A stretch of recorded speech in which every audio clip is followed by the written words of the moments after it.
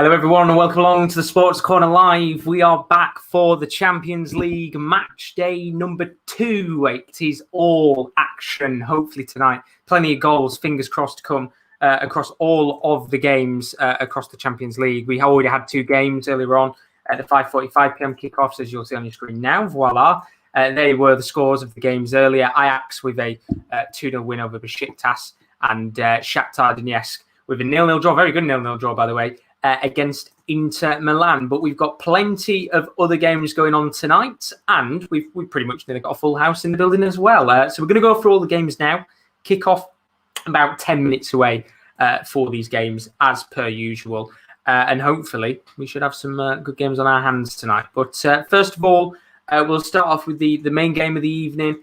A very big game, in fact, in the Champions League. PSG against Manchester City should be a really, really enjoyable watch tonight for the neutral.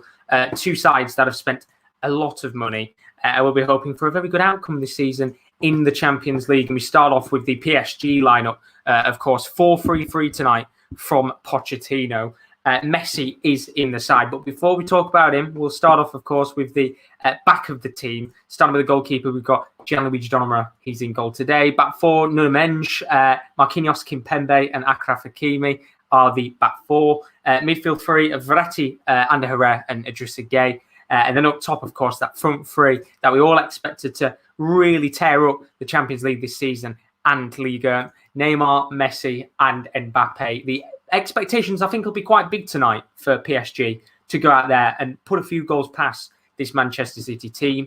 Looking at the bench, a couple of players on there, just a few players that I think we'd all want in our sides. Wijnaldum is in there. Mauro Icardi scored a very big, important winning goal last week for Paris Saint-Germain. Could be called upon today if needed.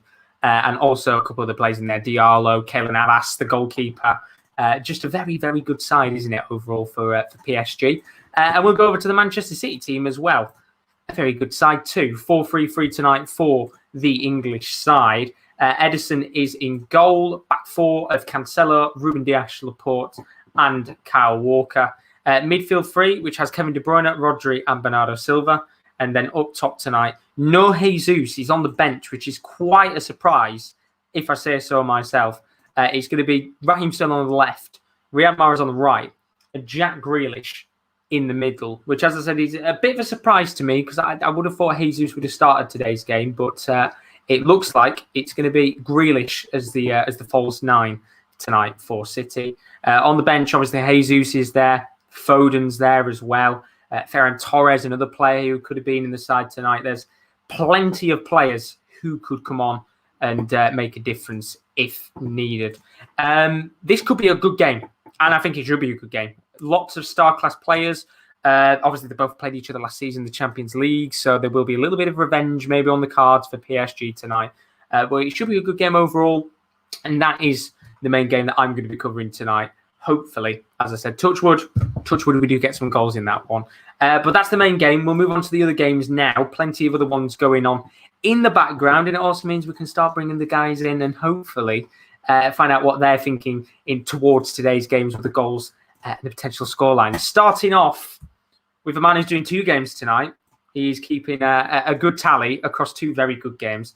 Milan Atletico Madrid is the first one, and joining me is Mr. KD. How are we doing? Hello. How are you doing? Doing very, very good indeed. And I'm pretty sure you're doing quite good because you've got 2 games again tonight. Yeah, 2, I would say 2 entertaining games. So I'm expecting a lot of goals in the other game. But this game, 2 teams that are kind of sort of dark horses for the competition. AC Milan started Serie A very well. Atletico Madrid, we know what their European pedigree is like. We know how Diego Simeone likes to play in this competition. And I'm expecting a very fun game. However, Atletico Madrid did let me down last week. I thought they'd play a lot better than they did against Porto, but 0-0 draw, and I'm expecting a little bit of a step up today.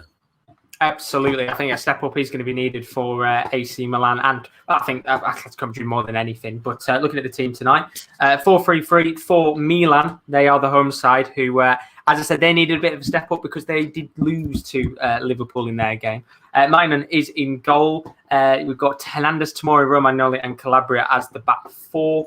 Kessie, Benasser and Salimakers as the midfield 3. They're going to be quite interesting to keep your eyes out on. Of course, a very a very defensive-heavy midfield three. You've got Salamanca's in there, who, of course, is a bit more attacking, but Benassa and Kessie, they do like to go in for the ball. They are very aggressive, and that's probably the word that describes them best. And then up top, Rafael Leao is on the left wing, Brahim Diaz is on the right, Ante Rebic is up top. Going to be interesting to see how he does as a striker tonight. Giroud is on the bench.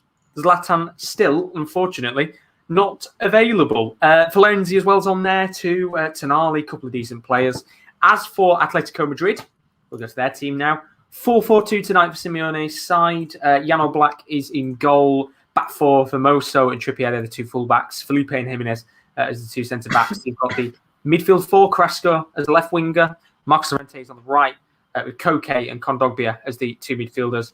Luis Suarez and Angel Correa, they're up top together, hoping that they can score a few goals tonight. It's been a fairly quiet start, I think you could say, for Atletico Madrid this season. Not much really been spoke about in terms of their season so far. On the bench, we said it before, stacked with tons and tons of players. Griezmann, Lamar, Cunha, Herrera. It is probably the most stacked bench I think I've seen in the teams, at least today. Very, very good depth across the board there. Milan Atletico Madrid, what are you thinking for this game? Because as you said, it's two sides that maybe didn't start as good as they wanted to. This is a great opportunity for one of these two sides to really kickstart the campaign a little bit more. Yeah, and I think AC Milan gave it as good as they could probably get against Liverpool last week. They were unlucky not to get anything. I think, speaking of Liverpool, they have a massive chance tonight, because I do think this game is going to end in a draw. I think there'll be goals just by the style of AC Milan and how Atletico Madrid are going to have to score goals if they want to get anything out of this game, of course. But it's a massive chance for Liverpool to take a bit of a grip of this group if they can get 3 points against Porto when this game does end up being a draw. But I think for both sides, they'll definitely both be going out here to win, because they do both need the 3 points after match week 1. Absolutely. It's going to be a big game, this one. Milan Atletico Madrid, that's the first game Kieran's covering tonight. Move on to the second game in a moment. D-Raj is in the building. Welcome along, D-Raj. Hopefully you're good as always. Says hello, bro. Hopefully you're good as always. But we'll move on to that second game. You said earlier you think there's going to be goals in this one. I think that the bookies and the bets and everything will be, lining towards Real Madrid scoring a couple in this game. But I'm saying we saw Sheriff Tiraspol. They were the kickoff last week. They gave Shakhtar a good run for their money. They got 2 goals against them, 3 points on the board. They're top of the group. How likely is it for Sheriff to pull off what would probably be the biggest surprise in Champions League? Not history, but probably this decade. Look, I know probably quite a few people may sit here and big Sheriff up, but it is Real Madrid at the end of the day, and you just got to look at that 11 on the graphic. And no offense to Sheriff, they're going to the Bernabeu, they're going to Real Madrid. I'd love for them to get something tonight, but I just can't see it. The class of Benzema, Vinicius Junior, Hazard, that midfield is potentially one of the best midfields in the world. If we're going on potential and what those three could live up to. I mean, I think it should be fairly easy for Real Madrid today, but you can't count your chickens too early. If Sheriff do manage to get anything out of this game, I think they'll be very happy.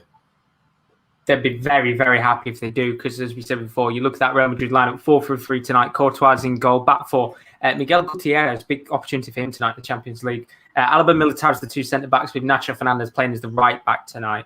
Valverde, Casemiro and Camavinga, the three midfielders, with Vinny Jr., Eden Hazard as the two wide wingers. Karim Benzema, of course, has been on fire this season in La Liga. He is up top, and obviously a good opportunity for him to maybe bag a couple more goals tonight. We'll have to see whether or not he does. As for the Sheriff lineup, not many recognisable players for you people who don't necessarily watch European football. We'll obviously go through the team. Anna Sladis is in goal. Cristiano, Delanto, Abeleda and Constanza at the back four. Midfield two, they're the holding midfielders, Ado and Till. Kolovos as the cam. Castaneda and Traore, the two wingers. Adama Traore getting a goal, of course, in that last game against Shakhtar. Yakshiboev is up top for Sheriff Tiraspol. There's Kieran's two games. Thank you very much, Kieran. We'll bring you back when the goals go in, and we'll move on and we'll bring someone else in because we've got a couple more games to go through as some of them are kicking off. What I'm going to do is probably bring one of the lads in very quickly at the start of the game. I need to reposition my TV because the way it is right now, I'd be sat like this, and I don't think you want to see half of my face. Probably not worth it. Porto Liverpool next. Let's go to that one. And welcome, Will. Welcome along for the first game of the season. How are we? I'm doing great, mate. How are you? I'm not too bad, thank you. Good start for Liverpool in first match day against Milan. Expectations tonight for Porto. What are you feeling, Will? Yeah, well, I think it's going to be a tough game, no doubt. I mean, Porto had a very good run in last season's Champions League, and, I was going into their stadium. It's going to be a tough game. We've played them, like I said earlier, it feels like we've played them every single year for the last 3 years in the Champions League. So we know what they're about. They know what we're about. But even though we rotated the side a bit tonight, I still expect us to, get the 3 points. Not going to be easy, but I'm going to go with a 2-0 Liverpool win. I think it'll be a hard-fought game, but we'll have to wait and see. It could be a very hard-fought game. We know Porto last season making the semi-finals. This is the Porto team tonight. 4-2-3-1 for the Portuguese side. Diogo Costa is in goal. Back four, Sanusi, Marcano, Pepe. Expect a few feisty fouls tonight. And Jesus Corona. Holding midfield two, Sergio Oliveira. He's alongside Matias Uribe. With Tony Martinez, the former West Ham man. He is the cam tonight. Luis Diaz, one to watch for Porto. He's on the left-hand side with Otavio on the right, Mediterranean. If Kale was in the building tonight, he would be hyping him up. Will might be doing it for us. He is at striker. And then of the bench, maybe a couple of recognisable players. Wendell, former Leverkusen man. Marquezine, of course, last season played in the Champions League. And then a man who knows Liverpool, Marko Grujic, coming back to play Liverpool tonight. As for the Liverpool team, 4-3-3 tonight. Obviously, Trent, he's out injured, and a very serious injury apparently as well. Milner is playing as a right back tonight. He's alongside Matip, Van Dijk, Robertson, and Alisson in defence. Henderson, Fabinho, and Curtis Jones as the midfield three, with Mane, Salah, and Jota as the front three tonight.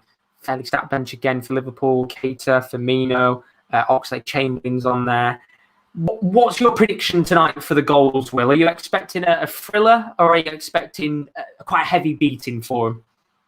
No, I'm not expecting a heavy beating. Like I said, I think it'll be a tough one. I think Liverpool will come away with the 3 points, but I'm not expecting no 5-0 or like a 4-2 or anything like that. I think like Liverpool, I think they'll just want to come here, professional performance, no stupid mistakes, and just take care of business really, and get maybe like a 2-0 a win. And get 6 points on the board in the group, which is a very tough group, by the way. Obviously, the first game against AC Milan, half time, I was kind of getting a bit worried if we might not get any points if we're going to lose at Anfield. But in this group, with the teams that are in this group, you need to pick up points, as many points as you can. So I think tonight, 3 points for big Liverpool. I think they will get them once the 90 minutes is over. We will have to see whether or not that happens. Thank you very much, Will. We'll bring Will back in a little moment. I will say tonight as well, I do apologise if there's a bit of lag. We have a new Wi-Fi system going on. It's not going great so far, but we will be sorted by next week, fingers crossed. We shouldn't have too many lag issues otherwise. If there is any lag issues, do tell us in the chat and we'll get them sorted out as quick as we possibly can. But we'll go on to our next game of the evening, and it's time to bring in a man who has got his Dortmund shirt on tonight, and he is backing the Germans and his side all the way to victory. It is Rowan. How are we, Rowan? I'm very good, thank you. So Jude Bellingham just took an awful landing. I think he's all right. But yeah, I'm very, very good, thank you. Looking forward to this game. It should be, fingers crossed, a win for Dortmund. But I'm not going to rule out Sporting because they're a decent side. And obviously, when we go through that, we look at that lineup there. It's very simple. If you want to change your TV, move your TV, I can talk through the lineup if you want. Yeah, go on. I'll try and change my my TV very quickly. Give me 2 seconds. In there, it's Gregor Kobel, the Swiss man, and it's back for Rafael Guerrero, Kanje Hummels, and Thomas Meunier. Where he's coming into this game that a lot of nearly that entire back four nearly didn't train the day before, so very interesting to see that. And then midfield three, but Dahoud, Witsel, and that man Jude Bellingham was Dahoud getting a red card at the weekend. Then for Daniel Marlon Hazard on the left hand side, Dorgan Hazard on the right. Marco Reus leading the line of a striker false nine. Obviously, Reus returning to the team after that loss against Borussia Mönchengladbach. And we all know that notable omission. It is Erling Haaland not in the side. He is out injured. And Marco Reus has already signalled about a substitution. Mo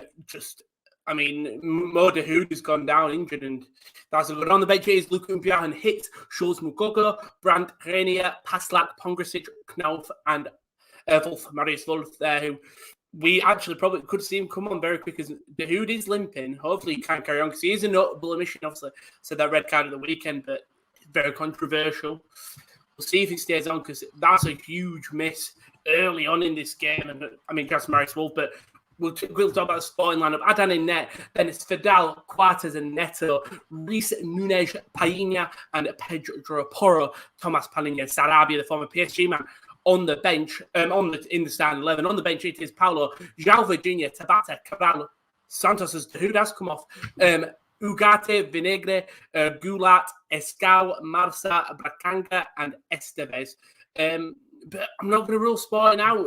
They're a great side, and it's the nervous time. I think Dortmund are going to come into this game as favourites, especially what happened with Sporting as well. The last game, they had that thrashing by Sebastian Haller mostly. But it's a new week. It's a different side to come up against. In the way Dortmund played at the weekend, they weren't convincing. The red card definitely put them down, but it definitely wasn't the most convincing. But it should be a good game. I'll go 2-1 Dortmund, hopefully. Fingers crossed. Should be a good game. Thank you very much, Rowan. Indeed, I know some people are saying it's very choppy. Winbag, do tell me whether or not if it's just me that's choppy or if it's Rowan that's choppy. Give us a heads up in the chat, and we'll see what's going on there. In the end, I'm not Rowan. I'm not on Evernet, which might be a bit of a problem. But we are on the way with the games. The Champions League has started. I'm just trying to sort out my end. We're having some absolute awful nightmares with Wi-Fi and that. I haven't got it, Rowan. I haven't got the Wi for it, but we will try and sort that out as we go along. But we are underway with the games, and we'll talk through that last game that's going on as well, which is Leipzig against Bruges. We'll get that sorted out in just a moment's time. Just trying to get the first game on because it's an absolute nightmare here tonight. But Daz is in the building as well. How are we doing? Daz, welcome along. He's saying he thinks it's going to be 4-0 Liverpool tonight and 3-1 to City. So he's expecting goals in his games. Of course, very best of luck as a Liverpool fan tonight. We're hoping for a good couple of wins on the board. But as I said, we're underway with tonight's action. And we've got our big game going on, which is Manchester City against Real Madrid. Manchester City against PSG. We've also got another game going on as well, which is Leipzig against Bruges, as you can see on your screen. 3-4-3 tonight for the Leipzig side, who actually did get a very big win at the weekend. The pressure will be on their shoulders to get a very big win tonight against Club Bruges, who, let's not forget, there were no pushovers in their game against, of course, PSG, wasn't it, a few days ago. But we've already had a change in that Dortmund game. Brandt has had to come on for Dahoud. And we might have a goal in the Leipzig-Bruges game. VAR check for the goal. I've missed it because we're having some absolutely awful issues with Wi-Fi here. But there is going to be a nice early goal. And we have a goal in the first couple of minutes of tonight's games. And we are starting off with a goal in the Leipzig match. And it is a goal for the German side, who have literally taken the 1-0 lead after about 5 minutes in that game. The players have all gone running off to celebrate, as you would expect them to. And the goal in that match coming for who else? Christopher Nkunku. What a brilliant start to the season. The Frenchman has had plenty of goals, left, right and centre for the Frenchman. And he's bagged the first goal of the night in the Champions League. And I can say for once, I don't have to watch all the games because we've got everybody to cover all the games tonight. So I've got 2 on the board. So goal there for Christopher Nkunku. And of course, PSG against Manchester City on as well tonight. Big game indeed. I might have to just focus on one of the matches because I tell you what, it's absolutely shitting the bed here. Terrible, terrible Wi-Fi service. I can say because we're not sponsored by them. But if you ever get Wifinity, I wouldn't bother. It's crap. But we're going to try and sort that out as we get on in the background. We can go through that Leipzig team. So we'll take that off and we'll go through it. So it's that 3-4-3 tonight for Leipzig. Galacci is in goal. Back three of Orban, Klosterman and Mohamed Simakan. Kind of ever-present back three, isn't it, really, this season for Leipzig. Got a lot of work to do in terms of making up for the replacements. Of course, Simakan replacing Upamecano. Big miss for Leipzig this season. But no doubt Simakan's had a pretty decent start. Midfield four, Szoboszlai and Mukiele are the two wide midfielders. You could say they're full-backs. Obviously, Mukiele playing as a wide right full-back.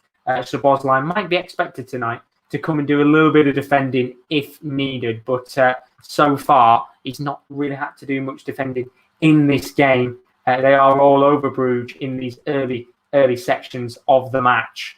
But Forsberg and Nkunku are the right forwards, and they're going to have an opportunity to be able to push up a little bit more in their game, not have to track back. Of course, we know Nkunku's already scored in that match, making it 1-0. Very, very good start. However, they were checking VAR again for the goal. Don't know what was going on there, but yeah, they have given it in the end. Be the confusion with the goal with Nkunku, but it has been definitely given. It is 100% 1-0 on the night.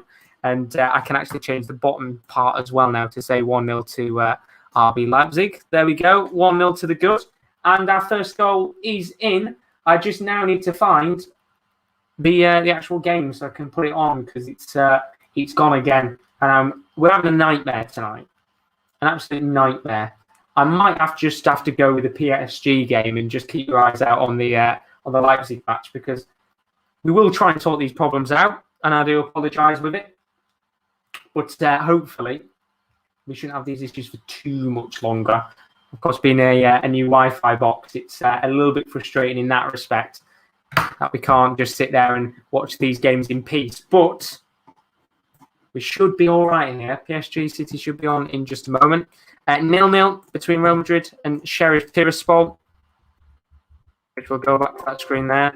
0-0 between Real Madrid and Sheriff Tiraspol. 0-0 between Dortmund and Sporting, as we said. Early change in that game. Of course, Brandt coming on for Dahoud. A big change indeed after about 4 or 5 minutes of the match. But Daz has said, are you looking forward to the World Grand Prix darts? Yes, I am. Massively looking forward to it. It's going to be exciting.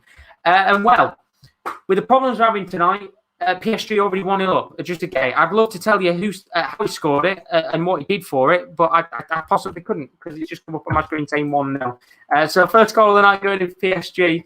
We're doing this blind. Well, I'm doing it blind at the very least right now. 1-0 to PSG against Manchester City. And it was Idrissa Gueye who scored the goal. I can see how who scored it. I can't see how. But PSG with the first goal of the night in that game against Manchester City. Got high expectations tonight for the French champions to beat the champions of the Premier League. And so far, it's the French champions that are coming out on top, as you would expect. They've had a fairly decent start looking at the stats of the game, good amount of possession. And hopefully, if they can continue that, it could be maybe a little bit of a rout tonight for PSG. You never know. It could be a very, very interesting game overall, as I'm just trying to sort out, again, the lag. So while we do that, we're going to go for KD because there's VAR pen check while we sort all these problems out. Who could be getting a penalty, Kieren? Well, the check was over about as quick as it was given, to be honest, Josh. It was for Atletico Madrid. It was a potential handball on Kessie, but the referee gestured as if he was going to go to watch a replay of it and then decided not to. So no penalty, no handball, still 0-0. Thank you very much, KD. Some early little, I'd say, moments in the games. Could have had a chance for a penalty, which hasn't been given in the end. And we will not be having no goals, unfortunately, in KD's game so far. And if you're wondering, for all the games that have been covered tonight, who's covering what, I am attempting to cover PSG Manchester City. It's not working politely. Leipzig Bruges as well. I'm tempted to cover that. That's just not wanting to work. Porto Liverpool is being covered by Will. AC Milan, Atletico Madrid, and Real Madrid Sheriff Tiraspol being covered by KD. And in Dortmund and Sporting are being covered by Rowan. But I really do apologise. I'm just having a nightmare on my end right now. I don't know what's going on. I'm going to try and restart my internet on my TV and get that all sorted in the meantime. But I can, of course, go back to the comment that Daz put earlier. I'm looking forward to the Grand Prix. As I said earlier, yes, very looking forward to it. It's going to be a fantastic week of action. I know some of you guys will be asking whether or not I'm going to be covering that on the channel. The answer to that is no. Reason why is only because of the lag issues that we're having. If we can get those sorted with the Ethernet ports and that, we should be fine. But I'm probably going to watch the first night or two in peace and then maybe do a watch along for it. But I know we might have something else that we're covering, which is the Nations League.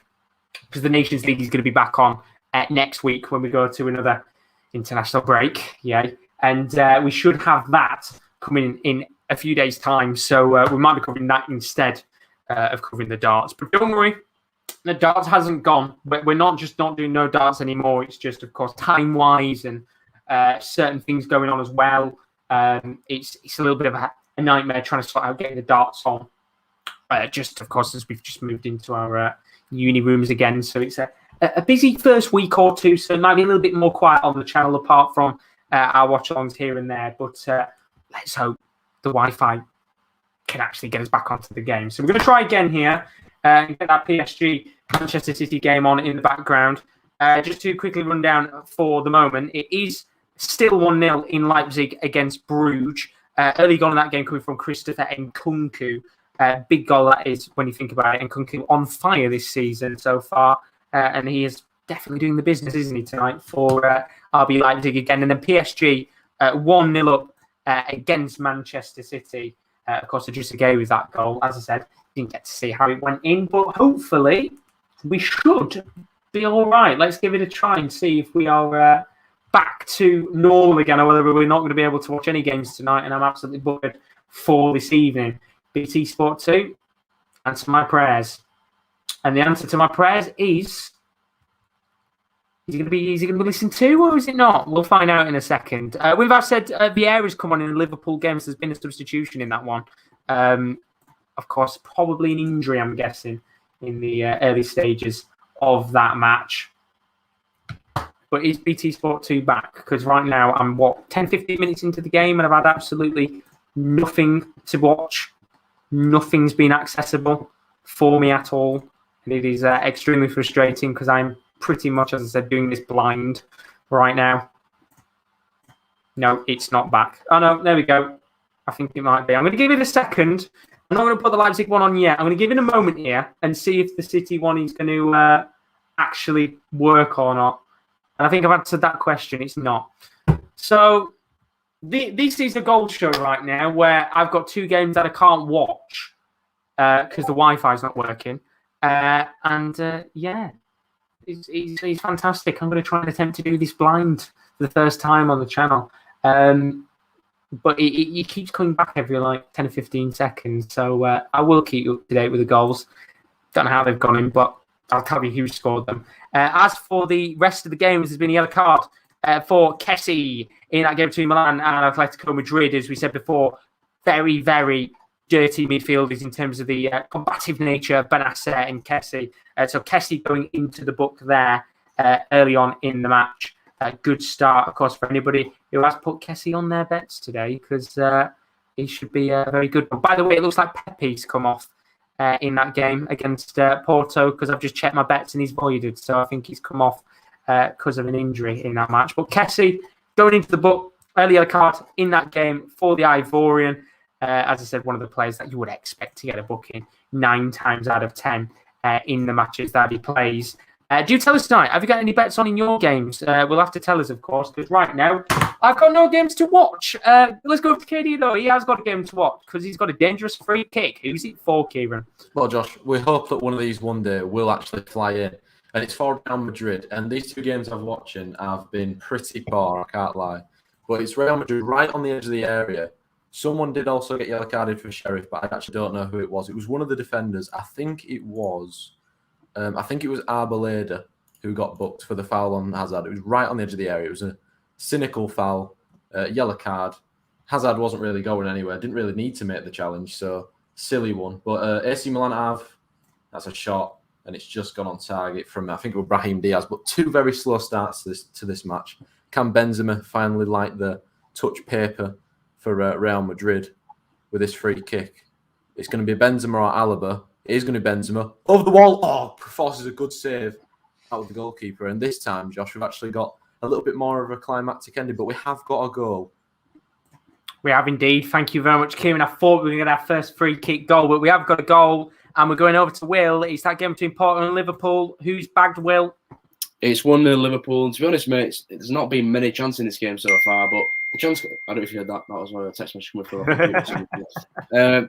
But basically, Curtis Jones, who was very, very lively at the weekend against Brentford, it all starts in on the left-hand side. He cuts inside, takes on a man, takes the shot. It's a good save from the goalkeeper. He punches it straight into the box, though. The defender takes a touch. I think one of the Porto defenders takes a touch. And out of nowhere, Salah just literally nicks in behind him and just taps it into an empty net. It's the easiest goal that Mo Salah will ever score in his career.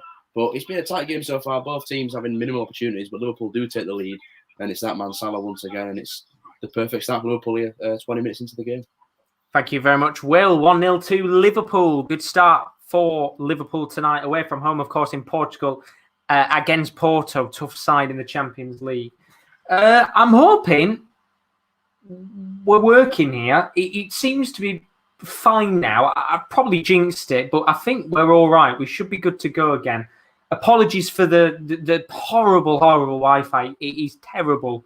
As I said, we're going to try and get Ethernet ports and everything sorted out for next week. So do bear with us for this first week. In fact, to be honest, it might be a case of I might just go and get some tomorrow regardless, because it's an absolute nightmare. But do bear with us tonight, because there is going to be a few maybe connection problems, some buffering and things like that. But otherwise, I'm hoping we should be able to sort it out soon. We're going over to KD, though. Dangerous free kick in one of his games again. Who's it for this time, Mr. Kieren? Well, it was for Real Madrid. It was like 10 yards further out than the last one. And Alaba comes up, and I'm expecting an Alex-esque free kick, you know, the one that he did for Chelsea against Liverpool, where he just runs up and puts his foot through it. And he did just that.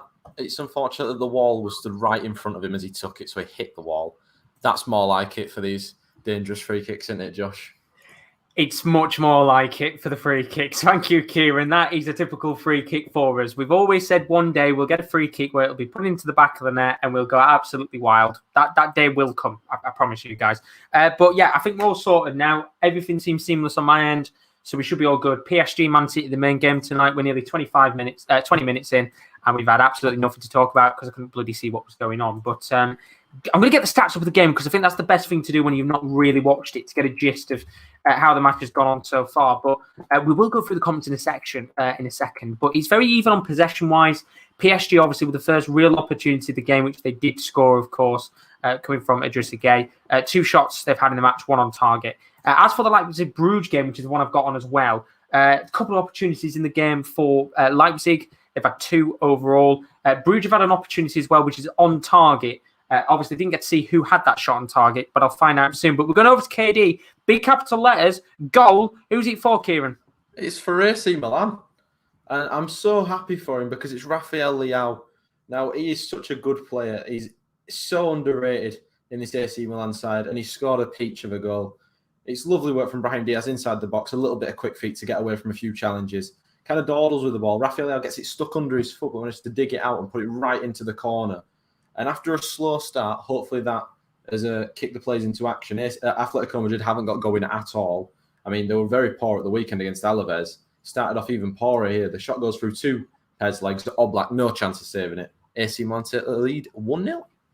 Thank you very much, Kieran. Indeed, the goal's starting to fly in tonight. 1-0 to AC Milan. Of course, scored a couple of good goals against Liverpool last week, and they've got off to a good start against Atletico Madrid. Our teething issues are now sorted. We've got an actual goal show on our hands here, which means I can talk to you guys in the chat for a moment. Welcome, everybody. Apologies for the absolute shit show of the 20 minutes to start off. Carl saying in the chat, terrible goal conceded by Porto. Goalie awful, easy goal for Salah. As Peter's in the building as well. Welcome on, Peter. Hopefully you're all good as always. Louis saying we're not going on a European tour at times. It's a shame, isn't it? And then Wim Farrow saying, of course, about the change with Fabio Vieira as well coming on in that Liverpool game. That's saying, I saw the World Grand Prix and European Championship draw last night. Who do you think will win the World Grand Prix? Oh, it's a tough one. And it's a very tough one because obviously Gerwyn Price winning 8-0 in the, it wasn't Lithuanian. Where was it played? Gibraltar. In the Gibraltar just recent game. It was the weekend action. I can't remember. Called Gibraltar Open or something like that. He was doing very good in that either way. Obviously, Van Gerwen has got himself back into form again, so he's going to be up for it. I will probably go Peter Wright. Why not?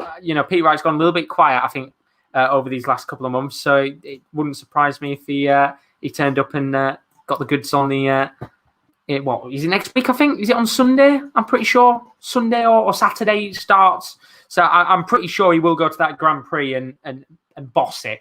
You know what Peter Wright's like, but I will back him.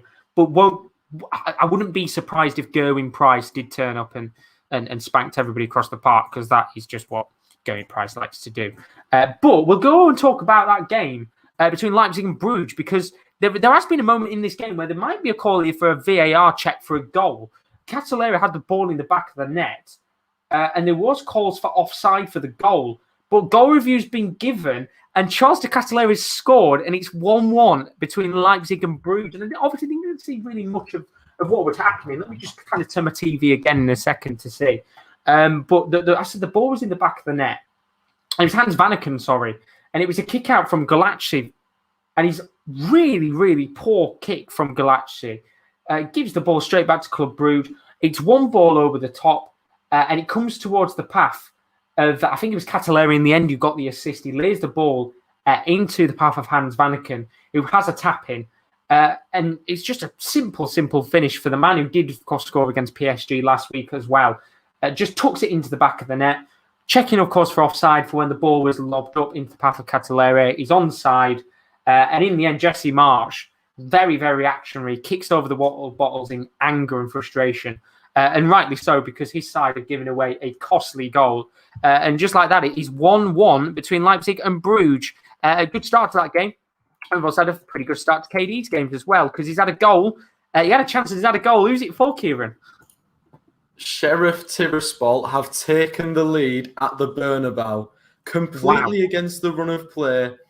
They have taken the lead at the Bernabeu, and I mean, I was coming for an original chance for Federico Valverde, who blazed his shot over the bar, but AC Milan were in there, just as I break up what I was saying. But yeah, Sheriff Tiraspol have taken the lead against the run of play. It's their first shot on goal, and I don't actually know who scored it. I'm not gonna lie. There was a mass of bodies in there. It's number 17, who is Yakshi Boev, the striker, has bagged the header. Lovely cross from the left-hand side by the winger. I think it was Castaneda, whipped it in, and it's a lovely header back across Courtois. And seriously, against the run of play, Sheriff make it 1-0. I'm absolutely gobsmacked. Unbelievable. Yakshi Boev for Sheriff Tiraspol. Thank you very much, KD. Who would have thought that the Moldovan side, who have never been in the Champions League before, this is the first time a Moldovan team has been in this competition, and they are 1-0 up against Real Madrid at their home turf. Unbelievable from Real Madrid tonight. From Sheriff tonight. I think it is unbelievable for Real Madrid as well, because they're 1-0 down. An incredible start to that game. We're going to go over to Will. There's been another chance in that game between Porto and Liverpool. Who's it for, Will? Chance for Liverpool, mate, and it probably should be 2-0. I mean, Liverpool carried the ball down the left-hand side with Sadio Mane. There's a lovely 1-2 with Andy Robertson, who whips it into the box. He finds Jota. Jota on the spin, his shot is blocked, and it comes back to him. He has another chance at goal, and he completely skies it. But it was a good block from the Porto defender, but I think Jota has maybe got to a bit quicker there and get the shot off, try and get it off a bit faster. But another chance at Liverpool, they really are knocking the door here. I mean, Porto, the first 10 minutes they started all right, pushing on a bit. Luis Diaz had a minor chance, but the last 15 minutes have been all Liverpool and looking to add another goal here before half-time. Thank you very much, Will. Still 1-0 to Liverpool, and it could have been 1-1 in the game between PSG and Manchester City. How has Bernardo Silva not scored from 4 yards out? It's a shot taken from Sterling at the near post. He hits the post. It comes out to Bernardo Silva. 4 yards out, remember. He hits the bar. It ricochets off the bar back to Bernardo Silva, and he misses the ball. There's not much that can be said about that. It is a sitter. The goal is completely open. Donnarumma's down on the floor, and he's missed what has got to be the easiest chance of the season to bag a goal. And somehow, as I said, Manchester City don't find themselves 1-1 in this game. And of course, they're knocking on the door now. They're getting a little bit more possession, a couple more opportunities to lay the ball around and try and get a chance on goal. But so far, it's looking pretty good for PSG, who are looking fairly comfortable when Manchester City come forward, apart from that one chance, which is a little bit of a scare for them, but it is 1-0 to City. Mahrez coming forward, tries to go for the classic curler from inside of the box, but in the end, his shot is deflected into the hands of Donnarumma. Let's go over to KD, though. He's had a chance in one of his games. Who's it for, Kieren? Yeah, 2 chances. Atletico Madrid getting back into the game now, Josh, as you would probably expect it from Tierney on his side.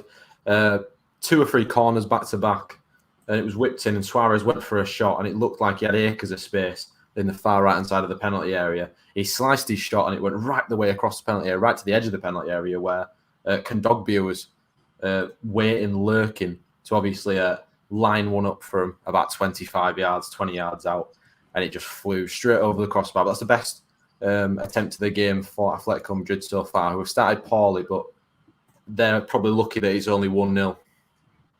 Sounds very lucky to only be 1-0 right now, and that's how it stays. Thank you very much, KD. 1-0 to AC Milan against Atletico Madrid, going back to the Manchester City game because there's a chance here for Mahrez to come forward. A couple of players going down in the box. He tries to chip a ball into the path of Sterling. It comes off the leg of Ander Herrera, and it so nearly trickled into the back of the PSG goal, but in the end, it just goes wide of the post and out of play for a corner. But as I was saying a moment ago, it's now gone from PSG living comfortably to PSG living dangerously. Big opportunities now for the away side. And for a team that, of course, aren't playing a striker today, the expectations of Grealish, Mahrez and Sterling to act as that false 9 striker, the pressure is going to be on their shoulders to go out there and, of course, get the goals. And so far, they've looked pretty decent in this game, but they're waiting for that first real big opportunity to put the ball in the back of the net. Still stays 1-0. They have got a corner, though, which we will talk through in a moment because there's been a red card in one of KD's games. Is this for Sheriff? Is it for Real Madrid? Or is it for Milan or Atletico? Kieran, take it away. Well, Josh, we were talking about the bullish nature of the AC Milan midfield. And there's only one man who's got booked in this game so far. And I reported earlier, Frank Kessie has received a second yellow card and he is off the pitch. And I don't know who it was, but a few of the AC Milan players crowded the ref and actually put their arms on the ref, pulled him to the side. So I don't know if they're also going to get yellow cards, but it's just a stupid tackle from Kessie because Llorente's going to always get to the ball first, and he just hits him on the ankles trying to win the ball back. Referee, no doubt at all, second yellow, he's straight off. He also yellow carded Rebic, as I was saying, one of the men who put the arms around him. So Rebic has also been booked, but Milan's comfortable night has just got a little bit harder as Frank Kessie walks down the tunnel. That's a massive miss. That is a big, big blow for AC Milan. Thank you, Kieren. Kessie sent off. As he said a moment ago, Kieren, there's only been one player booked in that game, and he's got the red card, the double yellow. He's off the pitch. AC Milan down to 10 men. There's a long, long way to go in that match. And for a team that usually likes to defend Atletico Madrid, you would now start to think that they'll go and attack that game and get a couple of goals. Let's go over to Rowan, though, because we have had a chance in the game between Dortmund and Sporting. Missing a few plays tonight, but have Dortmund started, Rowan? Well, yeah, because I haven't come to him. There's been a couple of opportunities, but I thought I might as well come and have a chat. And as we just at 30th minute, it was Coates. Just it's Sporting's first chance of the game. Corner comes in, and it just finds Coates. He chests it down. It goes to the acrobatic finish. It goes over the crossbar. You could tell that Dortmund don't have Haaland. You really kind of think there's so many chances where Marlon and Royce have linked up so well, but there hasn't been that Haaland in the box to get the other finish onto it. Daniel Marlon has had a really good start. It's just because everything has to go to him now, rather than when he was playing on that right, supplying Haaland, he could have got involved. But because it's him and Royce linking up and Marlon's expected to be that Haaland, it hasn't come to fruition yet. Where see, there was a really major opportunity, maybe around the 25th, maybe not major, but 20th minute. But I didn't reply. It was Coates, normal, simple crossing from Guerrero. We've seen him do plenty of times. Coates just doesn't deal with it. He plays it into his own box. Hazard is way offside because it obviously comes off the Sporting centre back. He gets it, turns, plays it through to Royce. Royce just doesn't get the connection. So that's why I didn't come to you. But it's been an okay start. Quite a boring game, but Dortmund seemed like a pressure cooker. It seems like eventually come up, but Sporting on the counter have looked dangerous. They just haven't been able to get past that sort of final quarter. But again, it can come. 15 minutes left here. Thank you very much, Rowan. Still 0-0 between Dortmund and Sporting. And we very nearly had our first goal for Lionel Messi in a PSG shirt. Big opportunity for PSG. Came down on the left-hand side of the pitch. Nuno Mendes playing the ball into Mbappe. The actual eventual decision is offside, but it was a big opportunity for Messi. Who, of course, was playing to the whistle. Tried to stroke the ball past Ederson. Just a little bit too much power on the ball. It goes over the bar, only just by a whisker. But as I said before, linesman putting the flag up. He's giving us offside. PSG just starting to get the ball back in this game. Manchester City dominating possession, I would say, over the last kind of 5 to 10 minutes of this match. And you just wonder how much of Neymar, Messi and Mbappe be really seen in this game, because there's an opportunity here. Ball played towards Sterling on the left wing. He's inside the box. Not really got numbers to play the ball into. Tries to lay it towards De Bruyne. His pass is just a little bit too weak. And in the end, it's defended really well. And I think PSG are going to hit the ball long. And they've given it away here. Going to come back again, Manchester City. Sterling. Back to De Bruyne. Tries to backheel too late towards Mahrez. It's going to come back again to City. This time on the left wing to Grealish. He's played it towards Rodri. Long ball to Mahrez. Lovely first touch from Mahrez. Into Bernardo Silva, who cuts in. He's inside the box. Tries to cross the ball in the end towards the path of Donnarumma. But unfortunately, it doesn't go anywhere. Apart from the Italian goalkeeper's hands. I don't know. Was there a chance? I'm just checking, because there was a message from Kieren saying chance. I don't know whether we went to him already with that chance, or whether he's another chance that happened. It is a chance. Yeah, we'll go over to KD and see who that had that chance. Well, we had that chance this Dortmund game. Who was it for, Kieren? Yeah, and what a chance, Josh, for Sheriff to double their lead. I mean, Real Madrid at the back are at 6s and 7s at sometimes. I don't think they have actually expected Sheriff to come out and attack here, but they have. And they're doing it quite efficiently, because they come up from the back, 1 or 2 passes, and it's that man Castaneda on the left-hand side of the box, and he takes a shot, and it just goes wide of the upright at Courtois. But I mean, Real Madrid have yet to get going. But as I said, they are coming down the right-hand side with Valverde, who finds a good pass to Hazard. Return pass to Valverde into the box. Benzema with his back to goal, tries to shoot, blocks. Casemiro into the box. Hazard leaves it. Vinicius Junior takes it up, and it's missed. What a miss! It's a really bad miss from Vinicius Junior, who's always hit and miss. But there also is a substitution in the Milan game. Ante Rebic, who did get that yellow card for touching the referee, is off for Sandro Tonali. So 0-0 and 1-0 both sides. Thank you very much, Kieren. All hit. Well, I'm saying all hit. No hit, all miss right now, isn't it? Really, for Real Madrid, it was still 1-0 down to Sheriff. We're going to go over to Rowan, though, because there was a goal in his game. He's been given us offside, but there was a chance as well. Rowan, talk us through it. Yeah, so the chance came, and Julian Brandt, so with him coming on, replacing Dahoud, it's forced Bellingham to go further back into midfield. But it just means Dortmund have got so much attacking power going forward, especially with Brandt, that it makes a lovely drive forward. He does so well. It looks like he's just going to cut back and try to find Meunier. Instead, he just keeps on driving, and he plays a lovely ball through, sort of in between Marlon and Royce and Marlon together just can't get it. They're both too close to each other. And then the goal was simple. He's falling behind. Royce was just offside, squares it to Marlon. What you can clearly tell is these two have just not played with each other enough, which it shows great signs for the future, because they are playing okay, but you think with maybe 10 games to play with each other and really learn how each other moves, these two could work together in the future seasons. But right now, that connection just isn't there like it is with Haaland. But Jude Bellingham's just made a great block.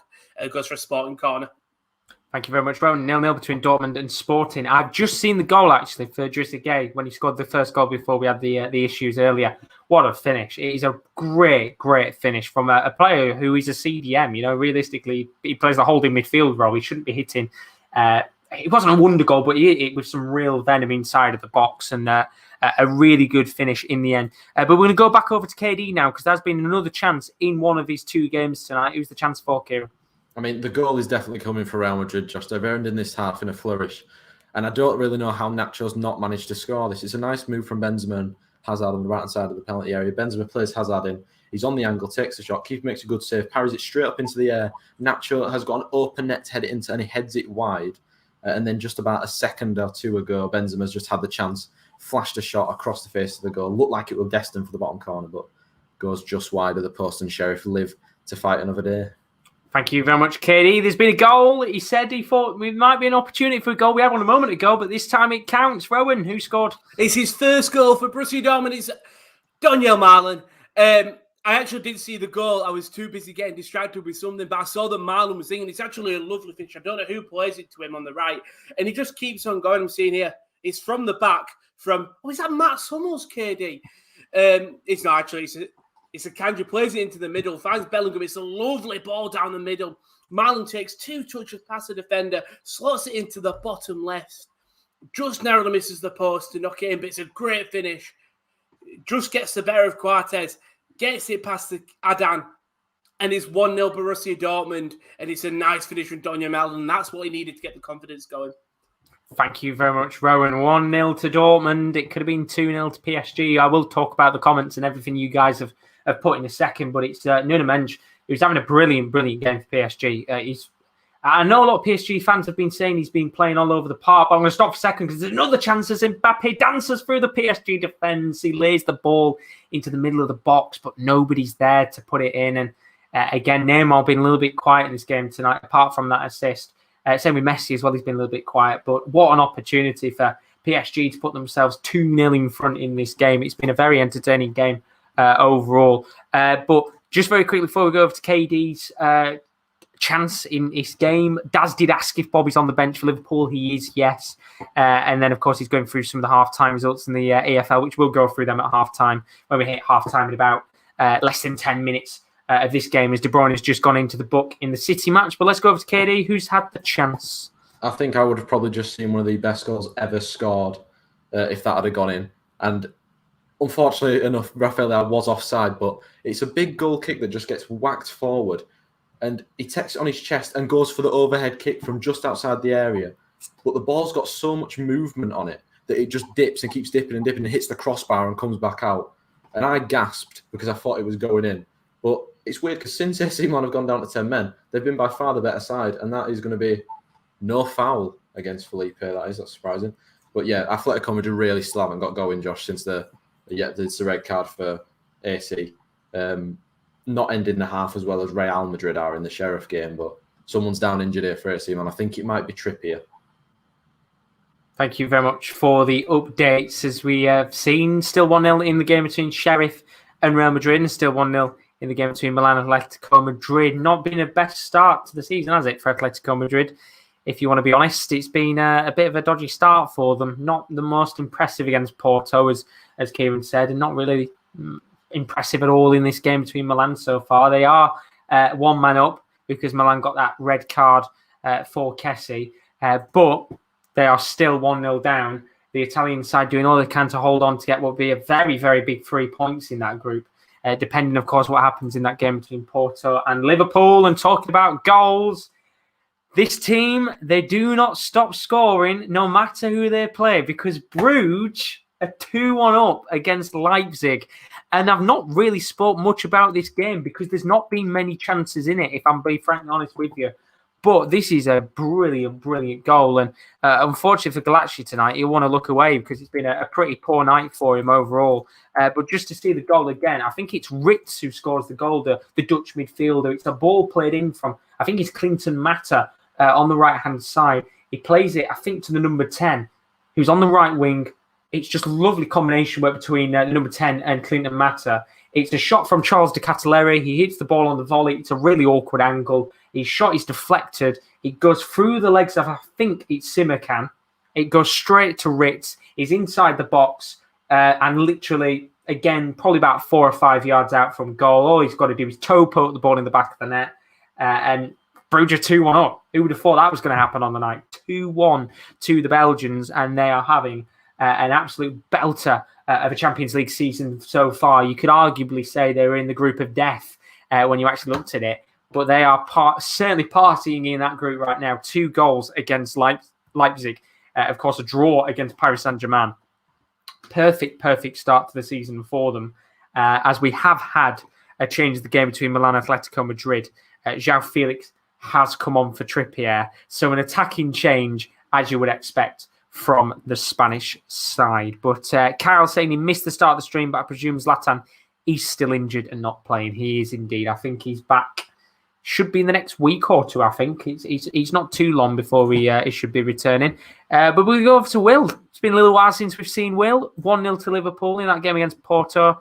Was it a chance for Liverpool to go 2-0 up or a chance for Porto to equalise, Will? It was a chance for Liverpool to go 2-0 up, mate. And it's a free kick. And there's 3 players still on the ball. I think it's Milner, Salah, Henderson, and they try to work, a cheeky free kick. Milner rolls it to Salah. Salah backheels it to Henderson. And Henderson actually gets a really good strike. It's probably going right to the top corner.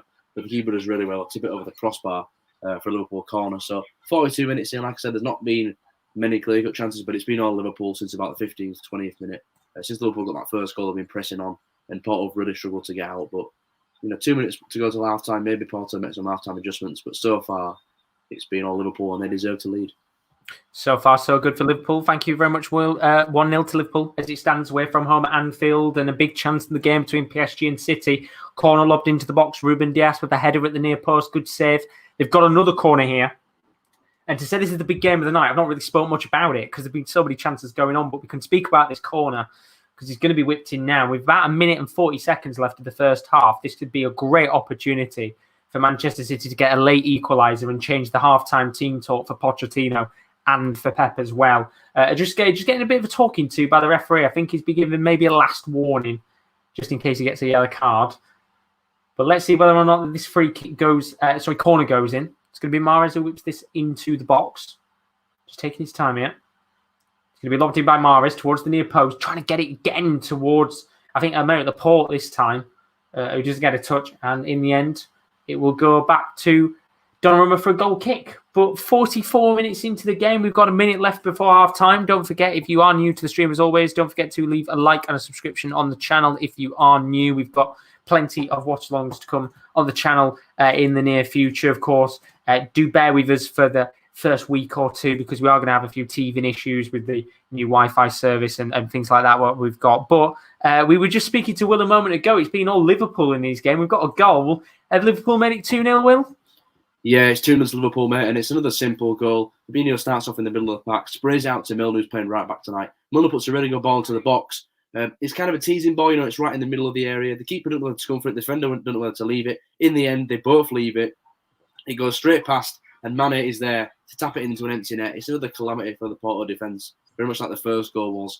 And once again, Salah won't score an easier goal tonight, and now Mane probably won't score an easier goal in his career that he just scored tonight. So 44 minutes gone, 2-0 Liverpool. Again, dominant display, which was needed after the 3-3 draw against Brentford, but Porto and their manager are going to have to make some serious changes at half-time because they've been second best by a long margin tonight. Could be a tough night for Porto. Thank you very much, Will. 2-0 to Liverpool, cruising in a group that was supposed to be the group of death for them. Brilliant, isn't it, from Liverpool? As Will said himself, 3-3 in that first game. In the last game, against Brentford. There were always going to be a little bit of pressure on the shoulders to go out there and get themselves a couple of goals in this game. And they're doing that so far with the 2 goals in that match. Half-time is starting to come across in all the games. It's Real Madrid 0, Sheriff 1 at half-time. We said at the beginning of the show, could we be on course for one of the biggest shocks of this decade, maybe ever, in the Champions League? And we're halfway there. I think, who would have thought that Sheriff could go 1-0 up at half-time? Of course, Katie has said, and we'll talk to him a little bit more at half-time, that Real Madrid have had their fair share of chances in that game, and he felt like a goal was coming. But it's going to have to come in the second half because so far the Moldovan side, Sheriff Tiraspol, are 1-0 up, and there is a real chance of one of the biggest shocks, I think you could say, ever in Champions League history if that is to happen. But half-time there, we are getting towards half-time in some of the games. I'm just having a few issues again with the internet. Not too bad, but hopefully with it being half-time, we should be all right to just get through them and not have to worry too much about them. But it's also half-time in the game between Porto and Liverpool. Liverpool 2-0 to the good against Porto. It's looking like it's going to be a pretty tough Champions League campaign, isn't it, for Porto? Not the best of nights, is it, against Liverpool? The 2-0 down at half-time. Again, we'll talk to Will a little bit more about that when we do hit half-time across all of the games. We've got about 2 minutes left of PSG Manchester City. We've got about 10 seconds left of Leipzig Bruges. But we are going to go to Rowan because it's not half-time in his game. There's been a chance. Who's it for? It's for Dortmund. It's been them all game. It's all game? All game. That's right.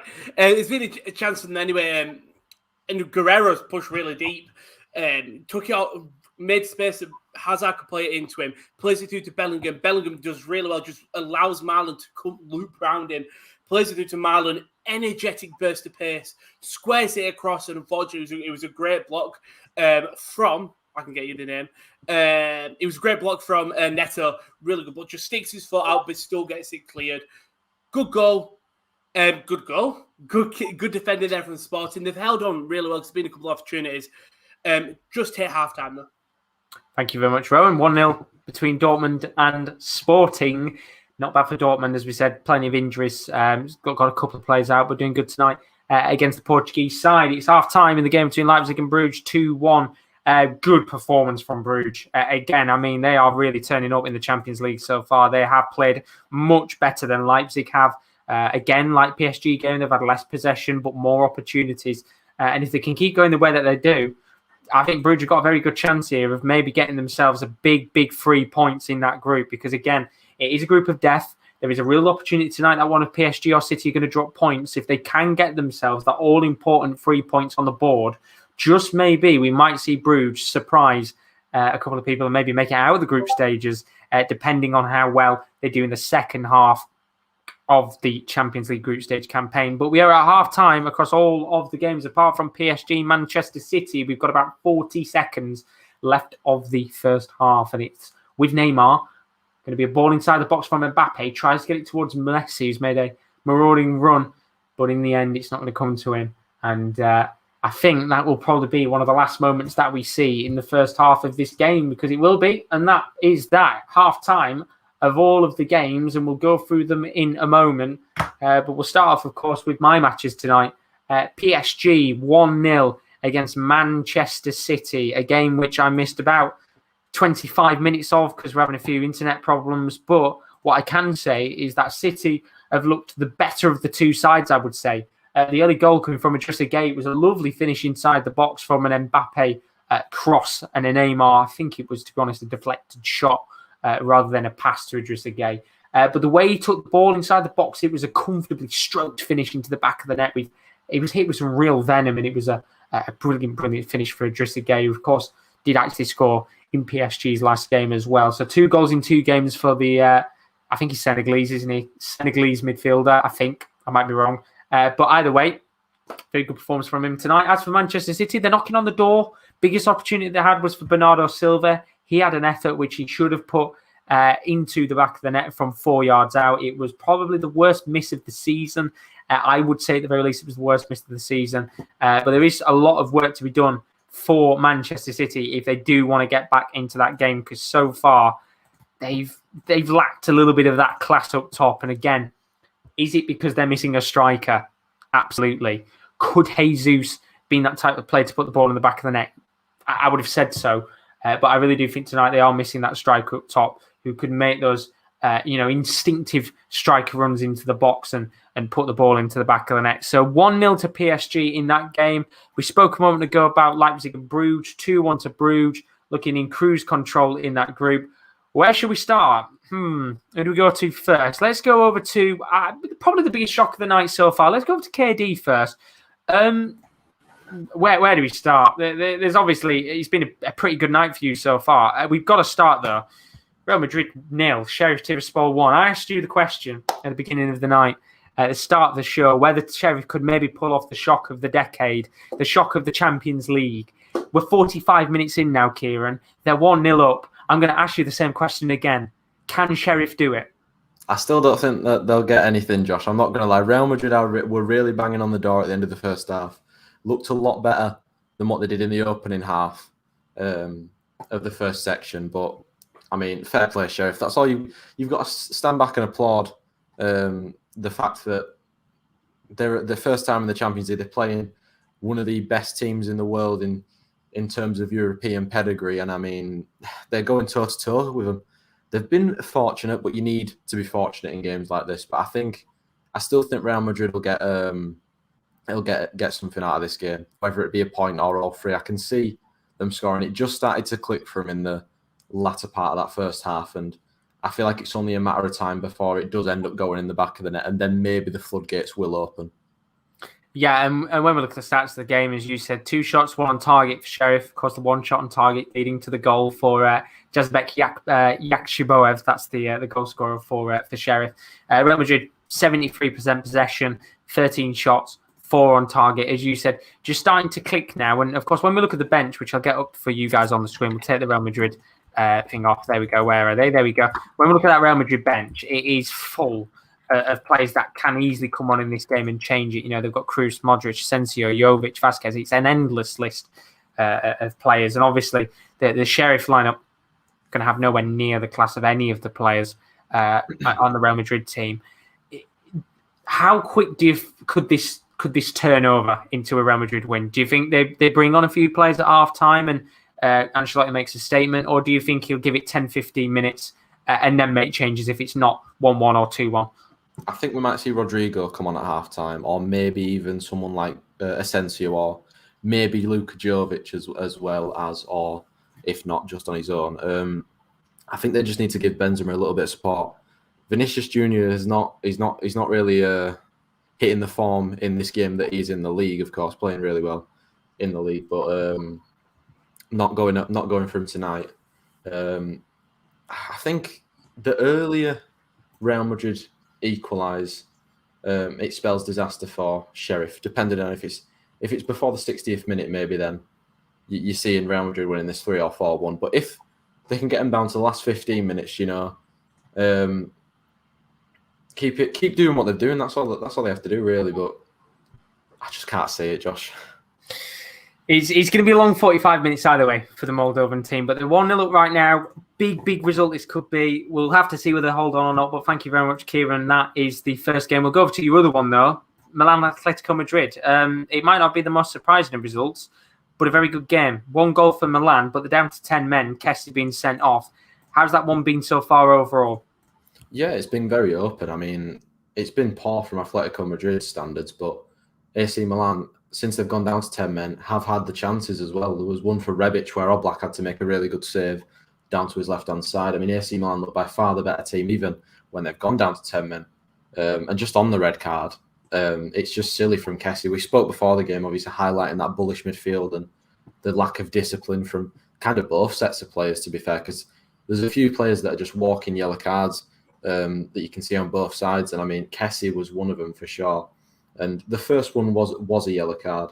The second one's just a silly tackle coming in from behind when the player's got control of the ball. He's always going to beat you to it. And now they've had to sacrifice Rebic, of course, who was also on a yellow card because of that stupid action from Kessie. But the goal was good from Rafael Leao.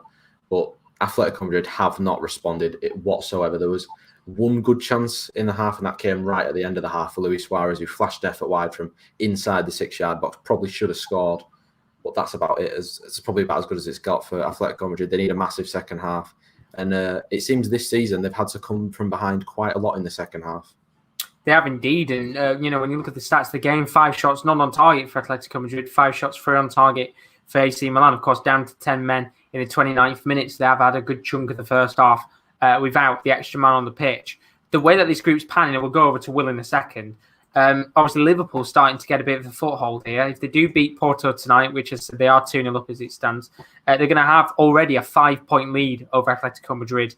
Milan, if they win tonight, of course, it's going to be a lot of work for them to do to hold on to that result. Then they are going to be a couple of points ahead of Atletico Madrid. It's only 2 match days in, but the pressure will begin to build for Simeone if they don't start getting points soon. I mean, it's a similar situation for them. They've got a very stacked bench tonight, just like Real Madrid have. Griezmann, Lamar, Lodi, Herrera. We've already seen, of course, them bring João Felix on. How long is possible for AC Milan to hold on? Because obviously Sheriff Tiraspol are a very different side. They've got the 11 men, but the golfing class is much bigger. Can Milan do it? I think it's a massive task with 10 men to hold off an Atletico Madrid side that love to mount a second half comeback, of course. We know what they're like in this competition. It happened last year. They left it late, very late to qualify for the last 16. And I can see them getting something out of this game because I don't think AC Milan can hold out 45 minutes against an Atletico Madrid side that's going to attack them. As bad as they've been in the first half, they've still got the likes of Mateus Cunha and Antoine Griezmann to come off the bench if they need them. De Paul as well. They've got a very good bench, of course. They've already brought on João Felix, who's already making an impact in the game. It's going to be a tough one for Atletico Madrid, but I do think they'll get back into the game. Whether they win it or not is a different question. Thank you very much, Kieren. 2 games down and a couple of more games to go in terms of half-time. Greatly appreciate KD as always. Let's go over to the game, as I said, in the group as well. Obviously, Porto Liverpool. We said earlier, Will, obviously, good game against AC Milan, a couple of goals in that one, a couple of goals tonight against Porto. You look like you might be in a position, if AC Milan win tonight, to be cruising through this group. Yeah, it's like I said, it's been a very good game for Liverpool. I said tonight they just need to come here, do the business, pick up the 3 points after that draw at the weekend where, Klopp said he was expecting a response from his team, and he's definitely got it in this first half. I mean, first goal came from Curtis Jones been as positive as ever. Whenever he's played, Curtis Jones has given 100% every game he's played in. It's been the exact same tonight. His shot was saved. Pretty poor save from the keeper. Pounced it straight back into the middle of the box. The defenders are fast asleep for Porto, and Salah taps it in. And for the second goal, it's come from James Milner, who's playing right back tonight. Whips the ball into the box. The keeper and the defender again for Porto does not communicating at all. They both leave it. And Mane taps in. So 2 tap-ins to Liverpool, 2 easy goals, but they've dominated the possession. They've constantly had the Porto defence under duress, and they completely deserve to be 2-0 up. And like I said, if Porto want to get something from this game, there's going to need to be big changes at half-time because they have been, way off it, especially at home as well. I didn't expect it to be such an easy game for Liverpool. No, it's been very easy for them. 71% possession, 10 shots, 6 on target for Liverpool, 2 goals, obviously Salah and Mane. 29% possession for Porto, 3 shots, 1 on target for the home side. Obviously, a lot's been made of them because of the way that they've been over the last couple of years, especially last season. We've either played brilliant side. Obviously, lost to Tavio as well. Pepe missing out because of an injury before the actual game started. So a couple of obviously negative moments for Porto before the game had even kicked off. But for Liverpool, I guess, when you look at that bench, could Klopp start resting players? Maybe if we get an hour into the match and Liverpool are still 2-3-0 up? Yeah, I think you definitely could. I mean, it's a massive game at the weekend. You're going to want Salah and Mane and Jota, fully fit. I mean, Firmino's not played for a while. He might want to throw him on for a few minutes to get him some match fitness, get him back under, back in the stride of things, because obviously with the game at the weekend, you're going to want all the available players that you can get. So I think, maybe 65th minute, Liverpool are still 2-0 up or maybe 3-0 up. You might see Klopp, try and make some changes, maybe bring on Kanate, Van Dijk, for example, just trying to avoid injury. But, Liverpool have put themselves in a really good position going to the second half to a point where, I think they could definitely rest players if they can get a few more goals. But, the defence has looked solid. And I can only say there's been a Liverpool win after 90 minutes. Thank you very much, Will. Very comfortable for Liverpool, 2-0. Good night if you're a Liverpool fan, bad night if you're a Porto fan, but good result, as I said. It's looking very comfortable for Liverpool to maybe cruise through that group. As Chris is in the building, he says, evening, lads. Sorry I'm late, just got back from Carlisle. 2-0 win against Everton's under-21s EFL Trophy game. Good win for you tonight in the EFL Trophy. And I'll have to check, of course, the other games going on in the EFL in a little bit. But let's go over to the other game in the Champions League because we've got one more to go through. Dortmund 1-0 up against Sporting. Rowan, you said you were a little bit worried tonight at first because obviously we looked at the injuries and the players that were missing, and they are missing quite a few tonight. But from what it sounds like, it's been pretty comfortable. Yeah, no, I wouldn't say plain sailing. I think if we were plain sailing, we'd have a couple more. But Sporting haven't really tested Kobel. I think Kobel made one save, and that's possible. That could not even be true. But yeah, good performance so far from Dom. And Daniel Marlon has looked energetic and he's started to find his feet linking with Marlon, Hazard. It's just calm right now. You know what I mean? It's nothing too much. 2 seconds. I can hear music. 2 seconds. It's all right. It was really off-putting me. Basically, also, when I've been trying to watch the game, for some reason, the game is just super quiet, but only when I have StreamYard up. I don't understand it. But, or when I have StreamYard on. But overall, good game. I think on the Dortmund side, you've got to look at Daniel Marlon, probably one of the best players on the pitch. And, of course, that man, Jude Bellingham. We all know the talent that he's going to be. And he's already got an assist to his name. Already got a yellow card to his name, Josh. You should have trusted me there. And as for Sporting, I mean, Mateus had a good game. I think Paulinho, he struggled to get the ball. When he's got the ball, he's took it past Witsel, especially Witsel's looked a bit shaky. I think the worry is it's only a goal lead. Sporting could come out at halftime and really just get a very early goal and it's over.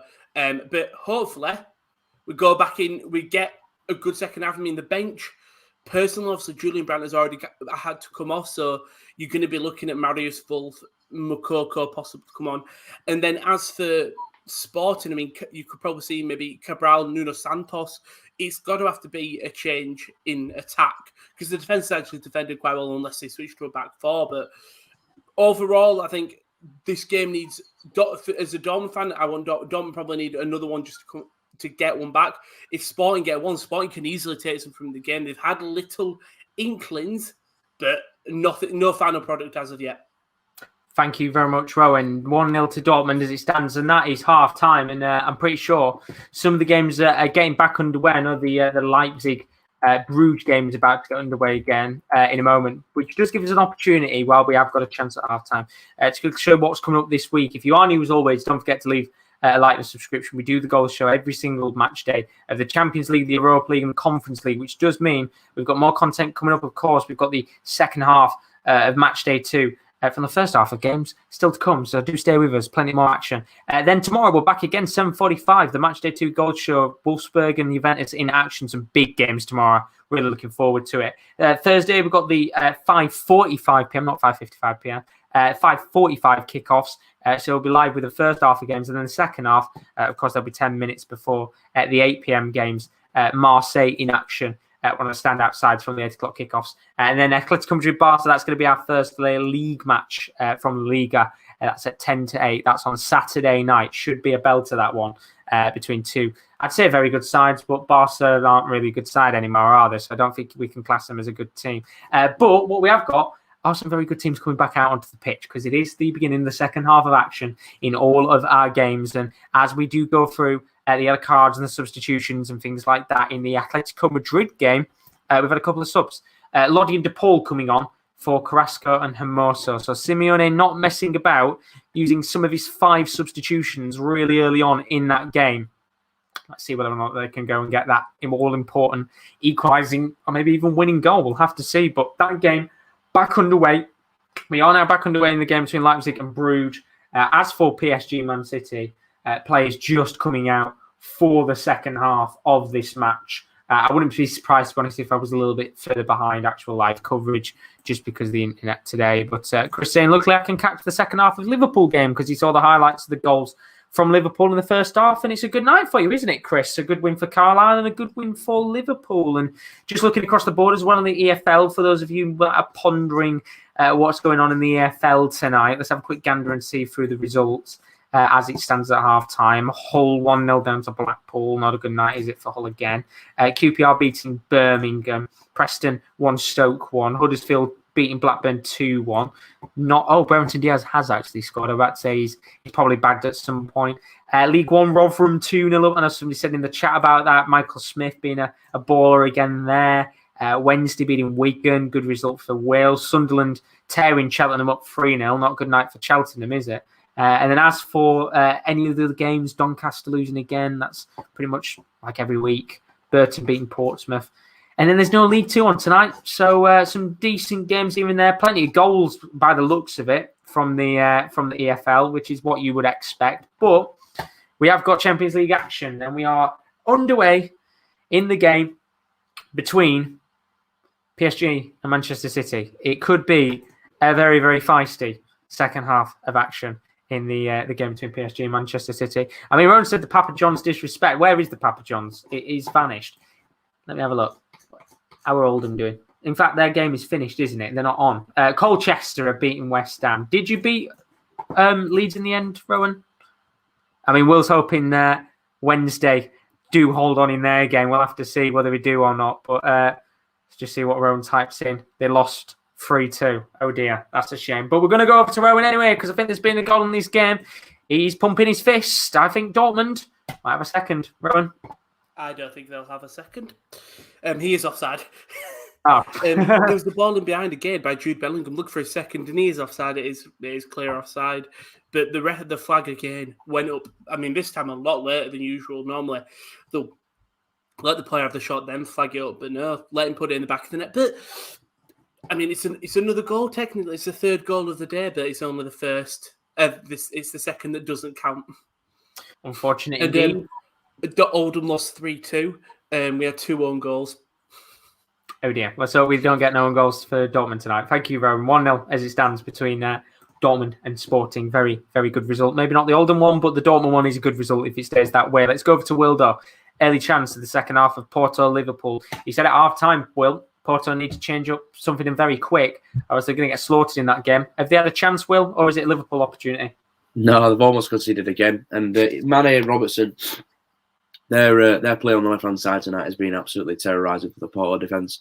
Again, Mane picks up on the left-hand side. Robbo, again, as he does, overlaps. He gets a shot off. It's actually a really good shot from Robertson. He gets it on target, but it's good from the keeper. Kind of straight at him, you could say, but this time he pushes it away from danger. and nothing really comes of the chance. But again, Liverpool dominating down the left-hand side, down the right-hand side. They're just causing so much havoc, and Fabinho seems to be winning every single tackle in the midfield. He's been immense tonight. So again, still 2-0 Liverpool, 50 minutes in, but like I said, Porto needs to find a way to push out and get some pressure on his Liverpool defence, otherwise they ain't going to do nothing all night. Thank you very much, Will. Indeed, it's 2-0 to Liverpool, and even better news for Will, it's 2-0 to Wednesday as well, just scored as you were speaking. So good night for Will, it's looking like. 2 goals for the way sides playing today. I'm just going to sort out the PSG City game, just having a few problems with that again. I'm going to try and find a channel that's actually got it on. That's not BT. See if I can find one as we continue on. But the Bruges game is a very, very good one. And while we try and sort that out, we'll go over to Ron because there's a dangerous free kick. Who's it for, Ron? You know what? KD always tries it. And I think we've had one maybe.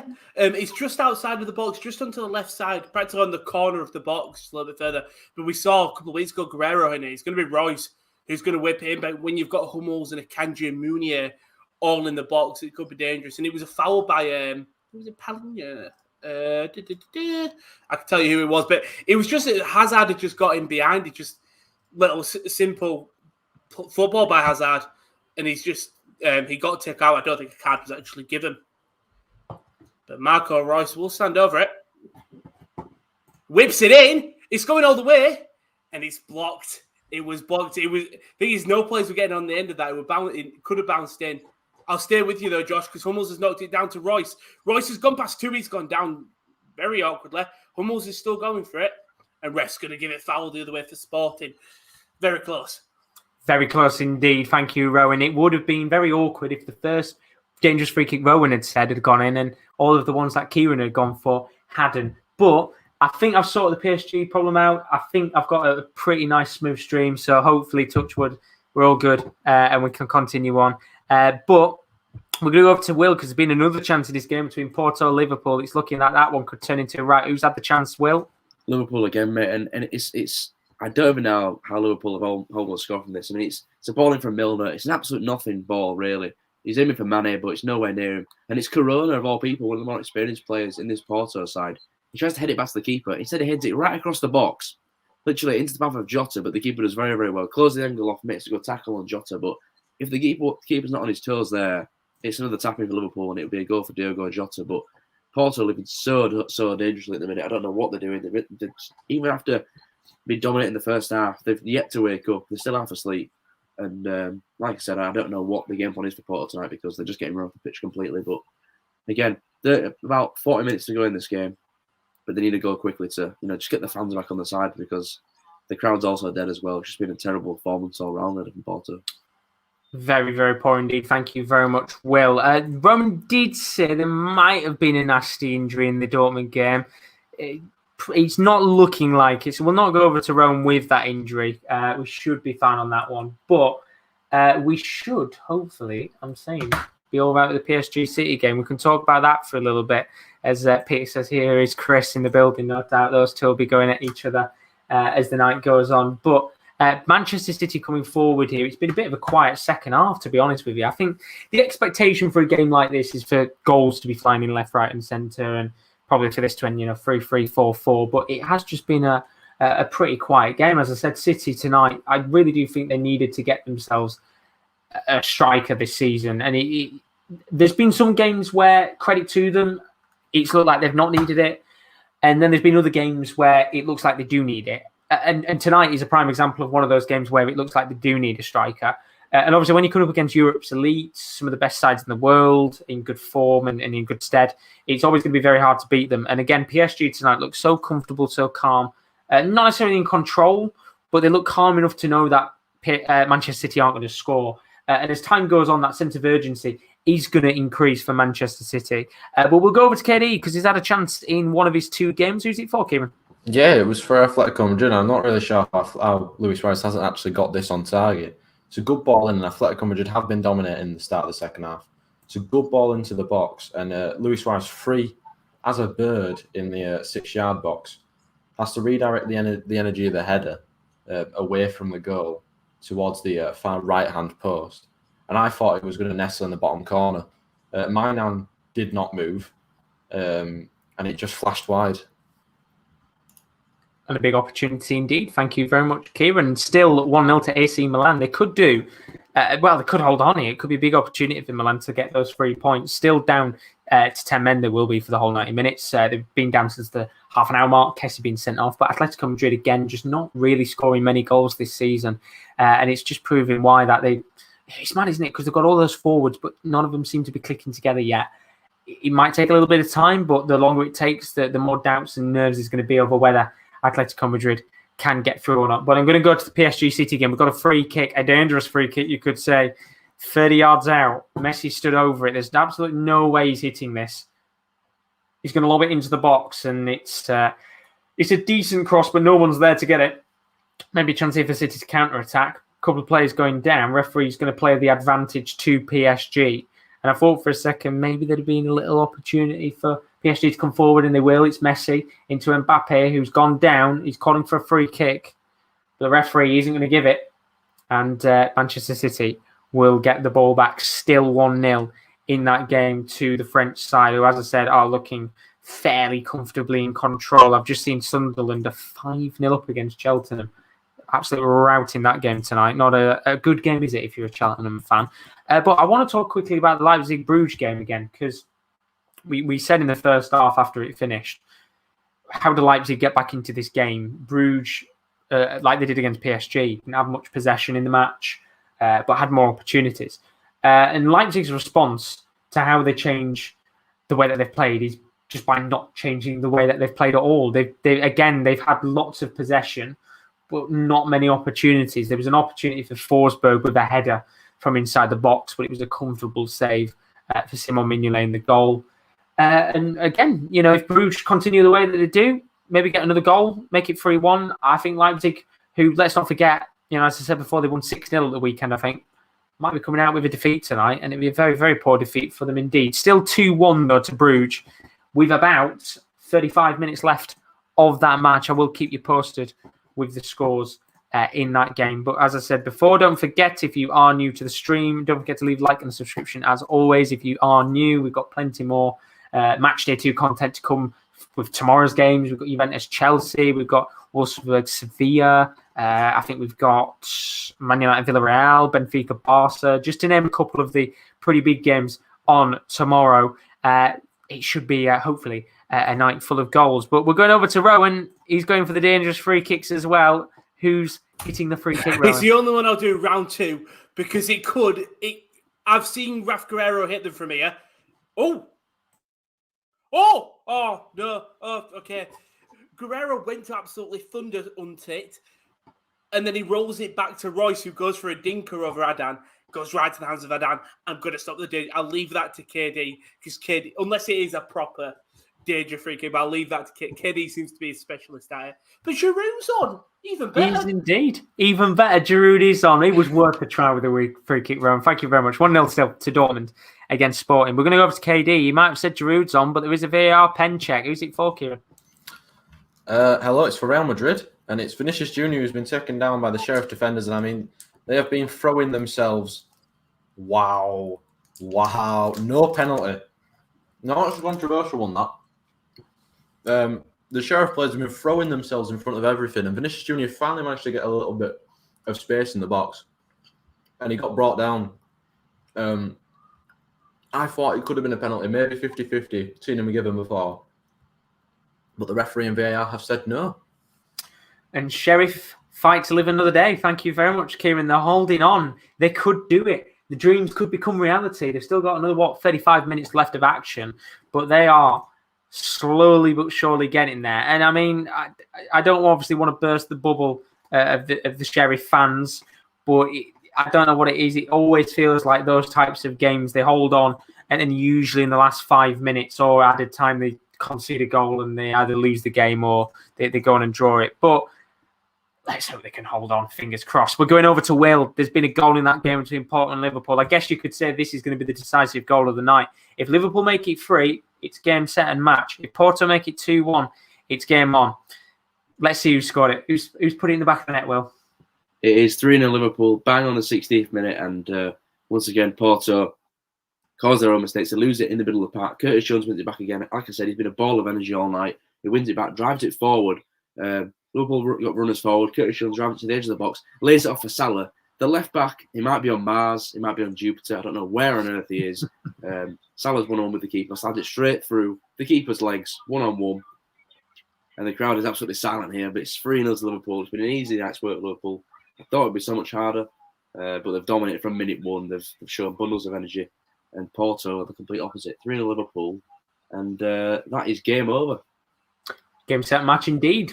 Thank you very much, Will. 3-0 to Liverpool. We're going to go straight up to KD, though, because there's a VAR pen check again. Is it in the Real Madrid game, Kieran? Well, it was literally, Josh, a carbon copy of the one that just didn't get given. This time, it has been given, and Real Madrid have a penalty. It's the chance to get back into the game, and it's a little bit of stupid, not stupid, maybe that's a harsh word, a bit of silly, lethargic defending from Sheriff. It has been coming, but Vinicius Jr. finally did again manage to get a little bit of space. Like I said, carbon copy, the same thing, and it's going to be a penalty. But something's happened in the Atletico Madrid game, and the Atletico Madrid players are pushing each other. Kondogbia got a yellow card. Llorente is having a bit of a scrap. And I'm not actually sure what's happened. Someone else is going in the book here. I'm not actually sure what's happened. This Real Madrid penalty has not been taken yet. Ancelotti's having a word with the referee in the Real Madrid game. There's so much happening at once here. Ancelotti's got a yellow card. In the Atletico Madrid game, what happened was Correa fouled Tonali. Advantage was given. Then Tonali fouled Felipe. And then Kondogbia kind of pushed Tonali to the ground, which that's what got him the yellow card. And then there was a tussle or something between a few of the Atletico Madrid's own players. There was Oblak pushing Marcos Llorente and this and that. And yellow card for Kondogbia is what I can tell you. But Atletico Madrid are in here. Lodi pulls it back. Suarez leaves it. Felix takes a shot, blocks, and it's cleared away. Everything's happening at once here, Josh. But we've got the penalty for Real Madrid, and it's going to be Benzema. Here he goes. Karim Benzema to equalise. Does equalise. Hell of a penalty. Relief for Real Madrid. And Sheriff, so unlucky. But it's their own doing that they have made it 1-1. I'm saying very unfortunate. That is 2 VAR pen checks we've had for Sheriff. One had to be given in the end. Thank you very much, KD. Real Madrid back in the game and back with an opportunity to go and win the match. And it's even more painful for me because I've got a bet on for goal scorers bet, and all of the goal scorers have scored, bar Charlie Austin, who literally had just been subbed off while Benzema was taking the penalty. So thank you very much, QPR. You've just ruined my bet. Great work from them. But either way, they're not bothered about the bet. Real Madrid don't care about the bet. They're 1-1 in their game. And a chance, of course, for Real Madrid to go and get the result that they would expect to get, which was 2-1 at least minimum. Probably wouldn't even expect to concede a goal today. But Porto, they have expected to concede goals. 3 now they've conceded in the game. Not looking like it's going to be a good night at all for them, does it? Very, very poor evening for Porto. And it's looking pretty comfortable that Liverpool are going to get the win. I'd assume they're going to make a couple of changes in that game with about half an hour to go of that match. But not really much to talk about, I'll be honest with you, in this PSG and Leipzig game. It's been very, very quiet. So as soon as we get an opportunity, I will talk through it because, as I said, it's been a very quiet game. There was one chance where there was a ball lobbed into the box. It came towards De Bruyne, who'd gone to stick a foot out. Donnarumma punched the ball. It wasn't a convincing punch. And in the end, there was no Manchester City players in the box to go for it. And again, it's another situation where had there been a player in the box, a striker, maybe that could have been put into the back of the net. But unfortunately not. Another chance that's realistically been wasted for City. And it still stays 1-0 to PSG. As for the Leipzig-Bruges game, Andre Silva came on for Szoboszlai. Nothing really going on in that game either. Still 2-1 to Bruges. A couple of changes in the Real Madrid match. There was about half an hour left of that game. Jovic and Modric coming on for Casemiro and Nacho. Rodrigo also coming on for Eden Hazard. So a couple of changes there.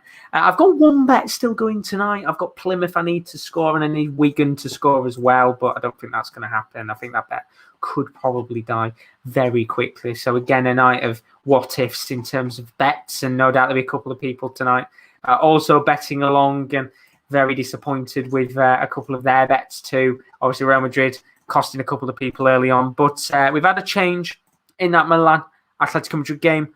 Lamar coming on for Kondogbia. So Simeone really throwing the kitchen sink at AC Milan now. That's like 4 or 5 attackers on the pitch. And yet they still haven't been able to score. But Manchester City, chance to come forward on the right-hand side. They've not made any changes yet. It was a ball for Mahrez. Tried to whip the ball into the box. Good defending by, again, Nuno Mendes, who I think has been brilliant tonight. And I was saying earlier on in the stream, he's one of those players that I think has really integrated himself very well into PSG.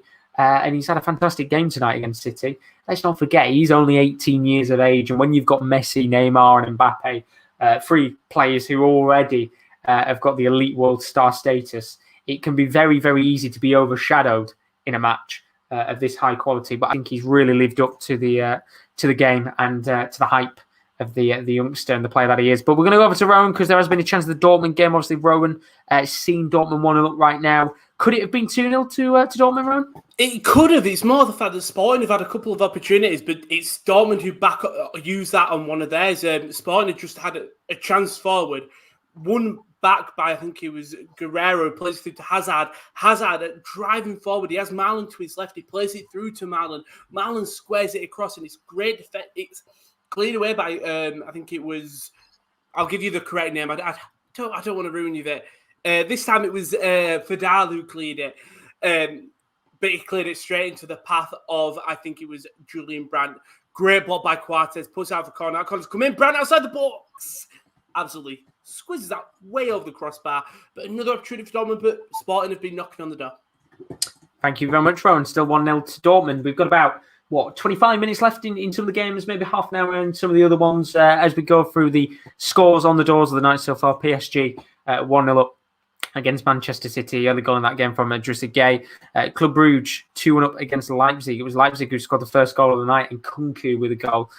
Club Brugge coming back in that match. They are the comeback kings of the tournament, you could say so far, or the surprise package of the tournament at the very least. Liverpool 3-0 up against Porto. Comfortable night for them so far. Not really much going on in that game. If I say so myself, if you're a Porto fan, if you're a Liverpool fan, you're absolutely buzzing with the result because you are cruising tonight.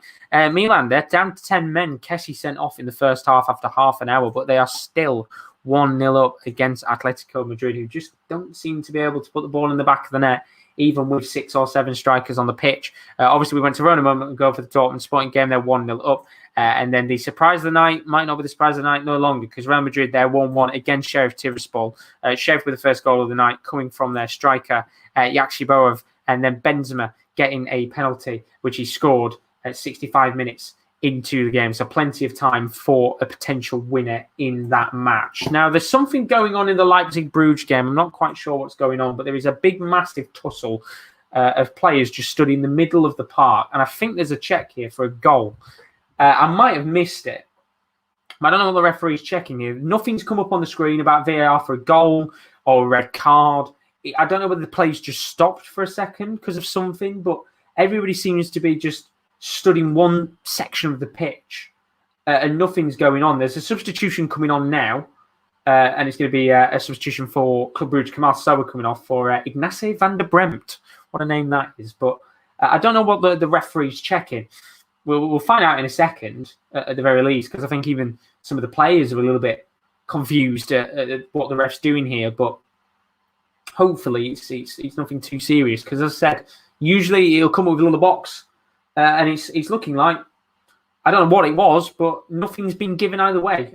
So free kick for Bruges, and that's it. But we're going over to KD, a goal. Oh my God, he's put.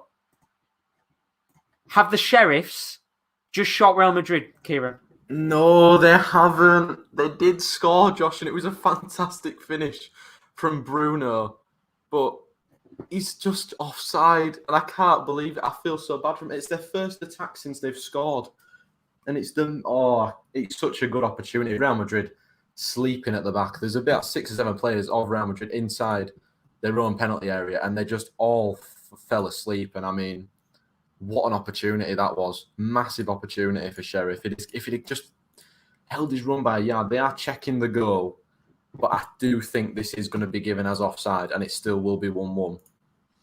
So unlucky for Sheriff. Thank you, KD. The moment I thought we were going to get it, I thought we were going to have an opportunity for Sheriff to take the lead again, but it looks like that's not going to be happening. It is still 1-1 I'm saying 1-1 to anyone. It's still just 1-1. There's nobody leading the game, but Sheriff again just taking an opportunity to capitalise on that sleeping Real Madrid defence and so nearly getting that all-important second goal of the match. Still 1-1, sadly, but I'm saying sadly, it'd still be a very good result, wouldn't it, for Sheriff? A 1-1 draw on the night. I mean, you look at the stats of the game and it's a bonkers match overall. I've got to keep my eyes out on my bet because I'm one Plymouth goal away. Well, actually, I'm saying that.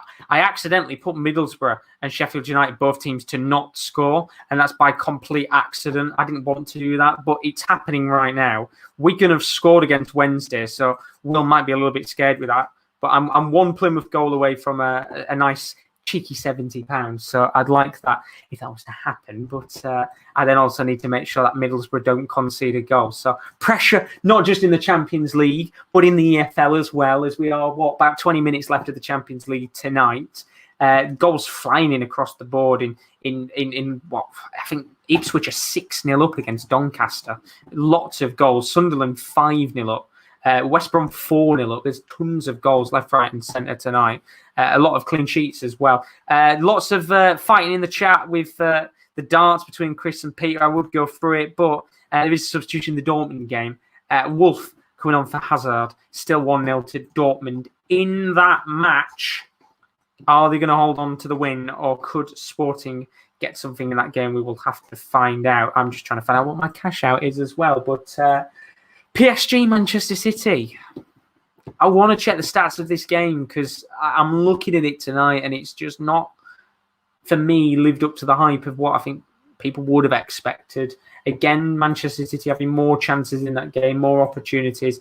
PSG with the odd chance here and there, but just not really much going on in the game to scream and shout about. And again, I think you'd like to see more goals in a game like this, but with it being the group stage, I guess there isn't as much emphasis on attacking prowess from both sides, and that's probably what cost us a couple of goals tonight. But it's still 1-0 to City. But what we do have is a corner. It's going to be a corner for PSG, and if they can make it 2-0 here and kill the game off, it'd be a very big moment for them indeed. It's going to be played towards, I think, Verratti, who's come on in the match. Messi on the right wing, tries to play ball into the box, doesn't get to anyone, and in the end, chance has gone wide, and a free kick's been given to Manchester City. Yellow card to AC Milan in that game against Atletico Madrid. Hernandez going into the book. Let's hope that they don't go down to 9 men in that game. They will not want that at all. My cash out is £14 in that game. And I've got to pray that Sheffield United don't score. It's not very, very nervous. I mean, Rowan's saying cash it out. I could, but I need one Plymouth goal. I keep it in. We ride the storm. It'd be 60 quid more if Plymouth score. And I'm looking at the game, and there's been 9 shots on target. So we'll give it a little bit longer. We'll give it a little bit longer, and we'll see, because Plymouth are dominating. But we're going to go over to the comment section very quickly. Peter and Chris still going at it. I don't know what's going on there. We'll say, come on, the Green Army, hoping that we can get a goal. I'm praying for it. I want to see that cash out suspend. Be very, very nice if it did. But I'm also worried Sheffield United are going to probably score as well. It'd be my luck, wouldn't it? Score like a late goal in that game and kill the bet off overall. But there's a chance for Manchester City, and it's Kevin De Bruyne. Long-range effort. Goes for one from outside the box, which is maybe the area you need to take the shots today against Donnarumma, because he's had a pretty quiet night, apart from the odd chance here and there. It was a good effort from outside the box, but in the end, it's just another opportunity for City that goes wide of the mark. But a chance that hasn't gone wide of the mark is in the game between Porto and Liverpool. It could be 4 for Liverpool. Is it 4, Will? No, it's not. It's a goal for Porto.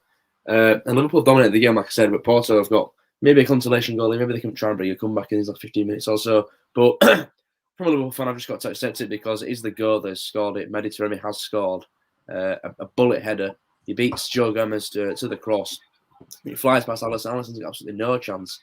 With 15 minutes to go here, Porto need 2 more goals to level the game up. Mehdi Taremi doing his best to get his team back in the game. Might have been a little bit too late for Porto. Took way too long to get started, but they've got a goal on the board, and it's at least a consolation goal for the Portuguese side.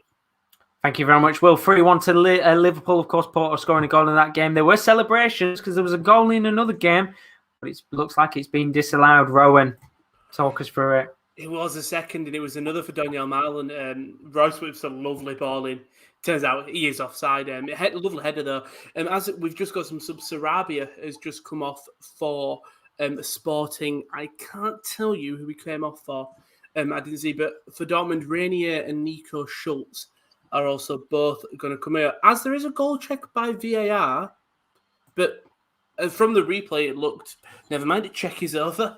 It was probably the quickest check ever. But yeah, Rainier and Nico Schultz are both coming on, and Sarabia has come off for Sporting. Yeah, Marlon way offside. Thank you very much, Rowan. Could have been another chance. Dortmund, that's now 2 goals in the game that have been disallowed, but they're still 1-0 up with about 15 minutes left of the game, about 20 minutes left in Manchester City. I think that's going to be the last match of the night that finishes. There was about 4 or 5 minutes of additional time added on in that game. So hopefully, fingers crossed, we do get a goal in that one because it is a couple of minutes behind the rest of the matches tonight. Just seen as well, Hull have equalised against Blackpool. Tom Eaves with the goal. However, they've got a red card as well. So I'm trying to find who's been sent off in that game or whether it's just been recently. Yeah, Louis Coyle being sent off. So might be a chance for Hull to try and get a winner in that game with 10 men. But nervy times if you're a Hull fan. Obviously, Kieren L being a Hull fan on the channel. Looking at the comments, Peter and Crystal going at it as they usually do. 18 minutes left of PSG against Manchester City. A chance for Manchester City to come forward here. They're really pushing forward. And I got nervous for a second because I thought my cash out was suspended for the bet. And it was only saying that West Brom had finished. That's a real shame. But we're going over to Will because there's been a goal. And something tells me here, are Liverpool collapsing, Will? No, Liverpool have made it 4-1, but the goal, I can't believe what's happened. So basically, Curtis Jones got it in his own half.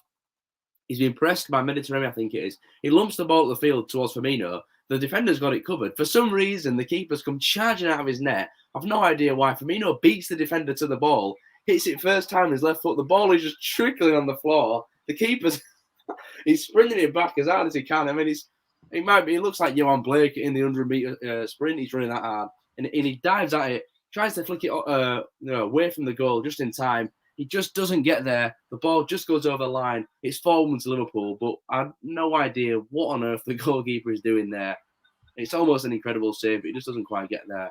And just when Porto wanted to make a comeback, their goalkeeper has like a brain fart of a moment, and the manager's not loving it. He's not loving it at all. He's absolutely fuming with his goalkeeper there. He's dumbfounded. I think every single Porto player is dumbfounded. The bench are just thinking, what an absolute bellend. But absolutely incredible scenes. You need to watch the highlights after the game because I do not have a clue what the Porto keeper is doing there. It's 4-1 to Liverpool. And what an incredible moment. Thank you very much, Will. 4-1 to Liverpool, but there's been a goal in the big match of the night. Welcome Lionel Messi to PSG. He's bagged his first goal as a Paris Saint-Germain player, and the Parc des Princes has gone absolutely ballistic. Everyone has run forward to Messi. It was a brilliant, brilliant goal. I'm saying it's vintage Messi. It's what Messi does every bloody season. It's a fantastic run from the Argentinian. He just splits the Manchester City defence open. And Aymeric Laporte has absolutely no idea on what to do. And in the end, he runs past him. Simple finish for Messi. And in a game where Manchester City, I think, have been the better side for large parts, they're not the better side in terms of the game because they're 2-0 down, and potentially about to lose a very big game in their group to Lionel Messi. And we were waiting for that first goal for Lionel Messi to come, and he's finally got it. And now the real question is, with 15 minutes left, can Manchester City get back into this game, or is it done and dusted? I would probably say it's done and dusted. I don't think we are going to get the all-important comeback, maybe if you're Manchester City fan that you want, but it is unfortunately for Manchester City 2-0 to PSG, and finally Messi gets the goal that he wants. As we have got a yellow card in the Milan game, Salamaca's going into the book now, so another booking in that match. I'm just keeping my eyes out on that Plymouth game. Please score Plymouth. It would be very nice if they did, because Middlesbrough's nearly done as well. So I want a nice win on the board, but Peter saying brilliant performances from us up the Reds. And Kyle, who must be watching the match, one of the worst goalkeeping displays I've ever seen by Porto. Oh dear. As Will said, I think that might be one to watch tonight to see the highlights of the goals, because it sounds like an absolutely horrendous set of mistakes in that game. So I think that'll be one to watch. Katie says he's Felipe booking off £80. I need to see how much time's left in Plymouth, because I'm one goal away from £70. But we're going to go to Will, because there's been a goal. It's offside, but he's going to be checked by VAR. Who's it for, Will? Yeah, so basically, Liverpool have a free kick. Yeah, he's just double checking it now. Yeah, so Liverpool have a free kick. Robertson puts it into the box, headed away. It's fired back in by, I believe it's Curtis Jones. And Firmino, it falls to him on the ricochet, and he just fires it past the keeper from close range. But this might count, because I think Firmino is just level with. I mean, the Porto defender pretty much blocks it with his arm anyway. But I think he's level with the Porto defender, and he just fires it past the keeper into pretty much an empty net. But we're just waiting for the official decision here. I don't know why it takes so long. It's either a goal or not. It takes a 10-second decision. But just stick with us. I'll tell you what the decision will be. It could be 5-1 to Liverpool. And I said I didn't think they're going to have many goals tonight, but it seems when Liverpool play Porto, it's always a goal fest now. Yeah, it does tend to be a goal fest, doesn't it? Usually Liverpool's way. Yeah, usually Liverpool's way. They're still checking it. I don't know what they're doing. I have been asked in the chat as well, who got the third from Daz? It was... right now, 1 second. I'm just trying to see what this VAR decision is. I personally think he's onside. It's very, very tight. I mean, if there's no evidence to overturn, obviously they've got to stick with the original decision.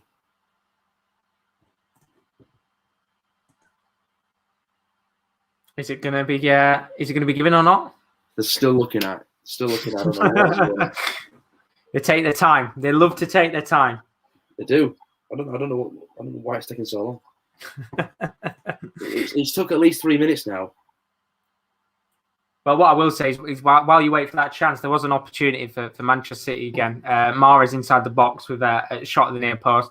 Donnarumma with a simple save. And then just checking with the Milan game, still 1-0 up, by the way. Florenzi and Clulo come on for Sadimakas Benassa. Goal for Liverpool. Sorry to interrupt there, Josh, but there has been given after a 2-3 minute VAR review. Firmino was only just come on. I said Klopp should bring him on, to freshen him up and get in, back into the, back into. He's not played for so long, get his match fitness back, and he's bagged 2 tonight. The first one was a terrible error by the keeper, but the second one, again, it's a good finish. He gets lucky with the bounce, but it's 5-1 to Liverpool. And as Daz wanted to know, Salah did score the third goal, so it's 2 for Salah, 1 for Mane, and 2 for Firmino. And a fantastic night's work for Liverpool. So we're going to leave Portugal with a massive win, and they will be top of the group. Fantastic night indeed for Liverpool. Thank you very much, Will. 5-1 on the night to Porto, as you said, putting in the goals tonight. It's always a goal thriller in the games between Porto and Liverpool, and it's looking exactly like that again with 6 goals on the night. Brilliant, brilliant game indeed. And of course, the only really goal thriller tonight has been very tight across the board, hasn't it, really, with the games? PSG 2-0 up against Manchester City. Lionel Messi with his first goal as a PSG player. Club Brugge still 2-1 up against RB Leipzig. Liverpool 5-1 up against Porto. That's the real goal thriller of the night. Milan still 1 up against Atletico Madrid. They are down to 10 men, have been since the half-an-hour mark. Dortmund 1-0 up against Sporting, still 2 goals disallowed in that. And Real Madrid still drawing, by the way, against Sheriff Tiraspol. We haven't had a goal from Real Madrid in that game as of yet. They could be the potential shock of the night, maybe, with the way that things are going.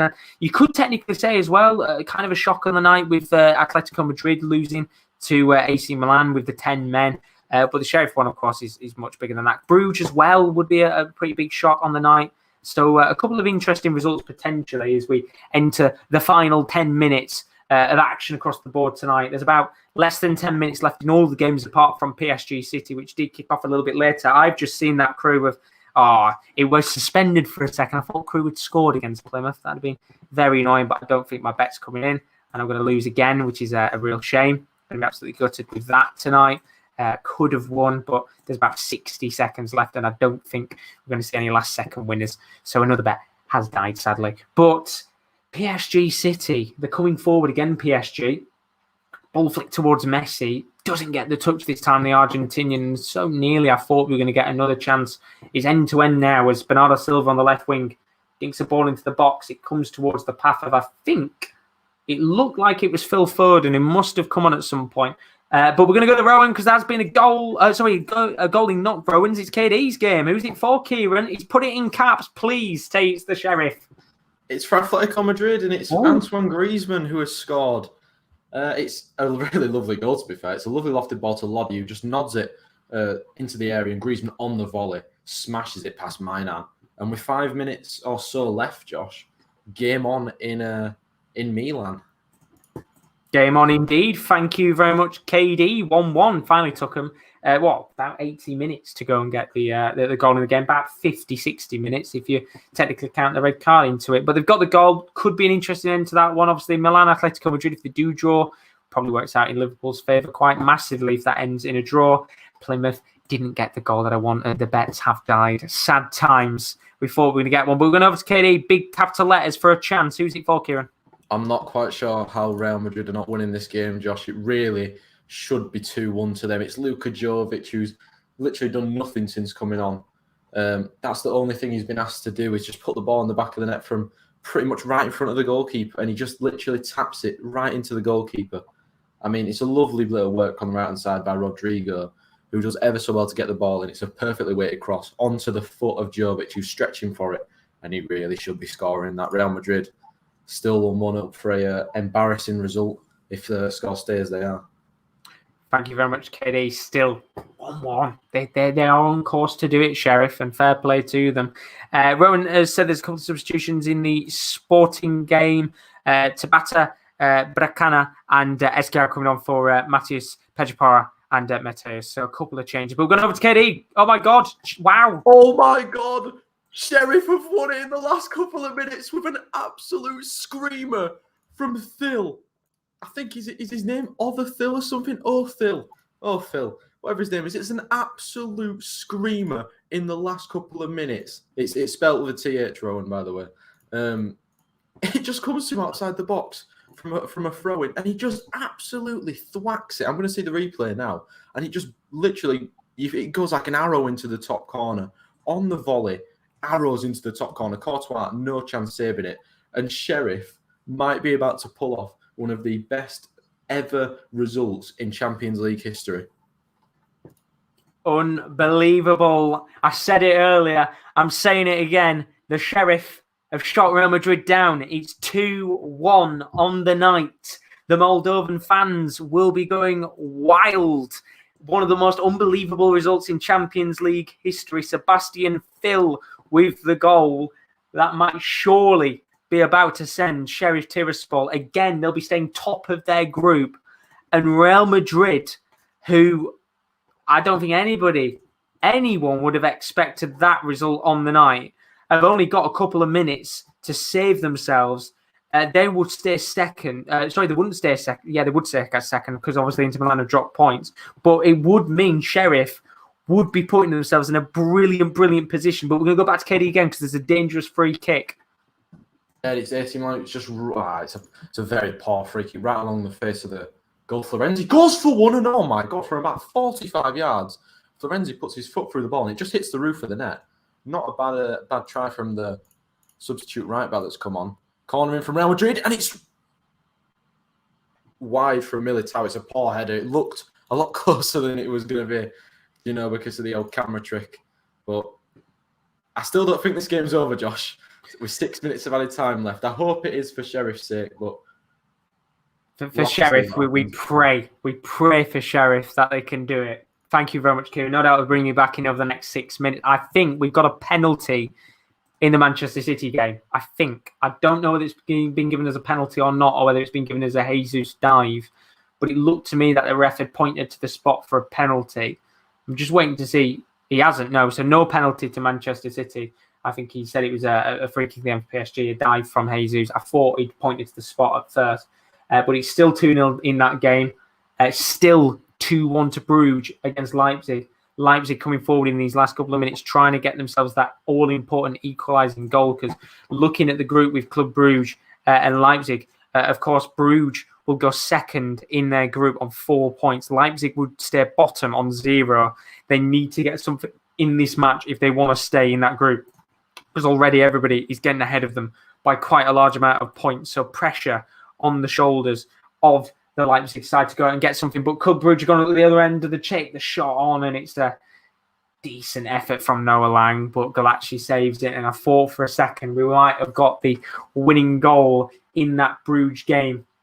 We've got about 5 minutes left of PSG Manchester City. We are in additional time of the Liverpool match, of the Milan match. Obviously, Real Madrid is in extra time as well. Dortmund and Leipzig in the last minute of the 90. Obviously, City a couple of minutes behind in their game. So a couple of opportunities maybe for winners. We'll have to see whether or not we do get some late winners across the board. But if you're on here, don't forget to leave a like and subscription. If you've enjoyed tonight's action, we've got plenty of action across some of the other games going on as well tomorrow. We'll talk through those in a little moment's time. But we've got a yellow card in the Sporting game for Luis Neto. I've just brought her in an accident. My apologies. He's brought Luis Neto a yellow card in that game. So Dortmund still 1-0 up in that match. As Cal's put fair play to Sheriff. Hope they hold on for the win. But even if Madrid get a draw, it's an embarrassment by Madrid. No disrespect to Sheriff, but Madrid should be winning comfortably. And they should be winning comfortably. But the time is ticking for one of the greatest results in Champions League history. Are the Moldovans about to break Real Madrid hearts? And no doubt, I'm pretty sure at the Bernabeu they'll be booing all night long because they've only got 2 minutes left. 2 more minutes. I said it earlier, I pray it doesn't happen, but it always seems to be these types of results. They wait till the last second and usually they concede. And even then, it wouldn't matter. Well, it would matter to them, but it wouldn't matter, would it? A 2-2 draw against Real Madrid is a historic result anyway, but a win better.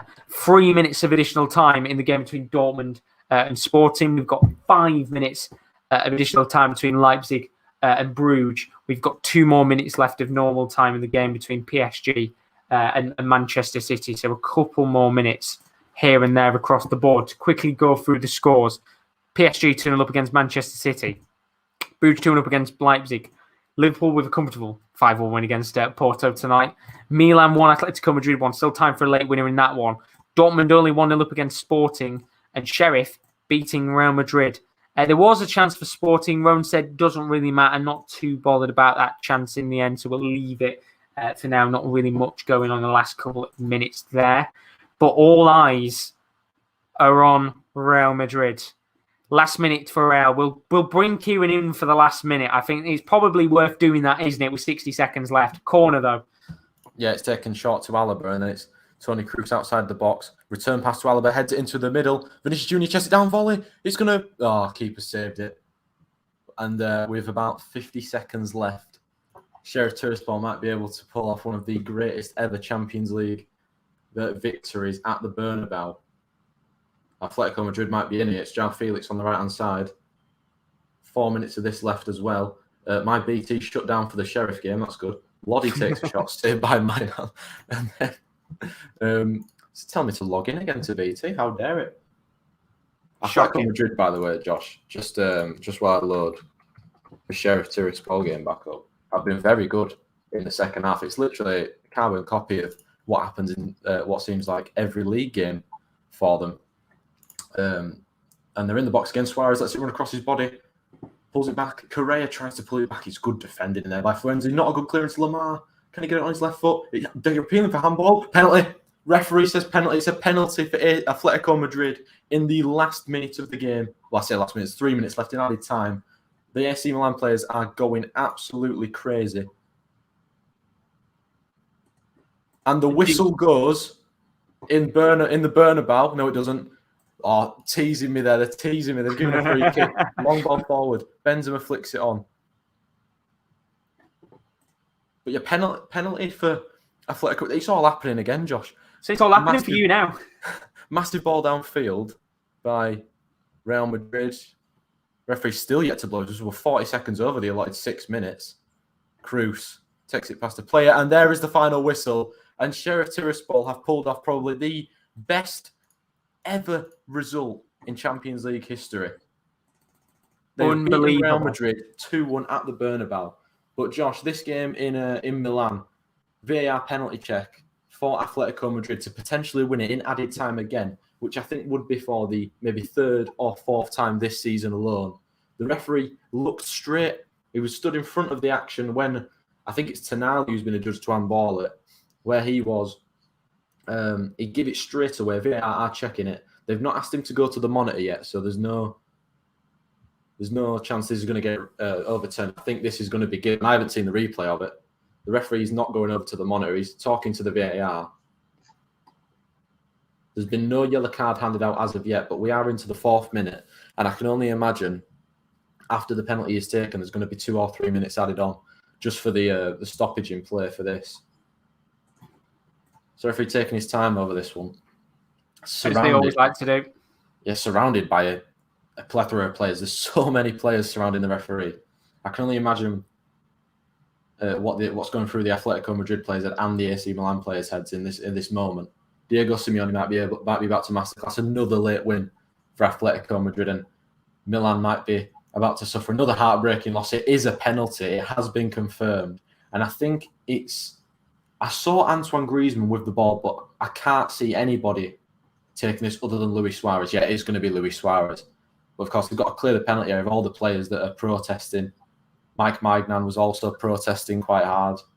But it is going to be Luis Suarez, and I'm not quite sure when this penalty is going to get taken because we are almost up with the 6 minutes of added time. So I can only imagine there's going to be 3 or 4 minutes now added on. But it's been a handball adjudged against Kalulu, I think it was actually. Lamar were doing a little bit of close control, dribbling, kind of flicked it up in the air and it hit Kalulu's left arm. And it has been given, and it is going to be Luis Suarez against Mike Maignan to give Atletico Madrid a massive chance of getting 3 points at the San Siro. Now, he won it in added time for him at the last weekend. Can he win it from tonight? Luis Suarez. Still not going to take it because there's AC Milan players in the box. Are they trying to get this to the 100th minute?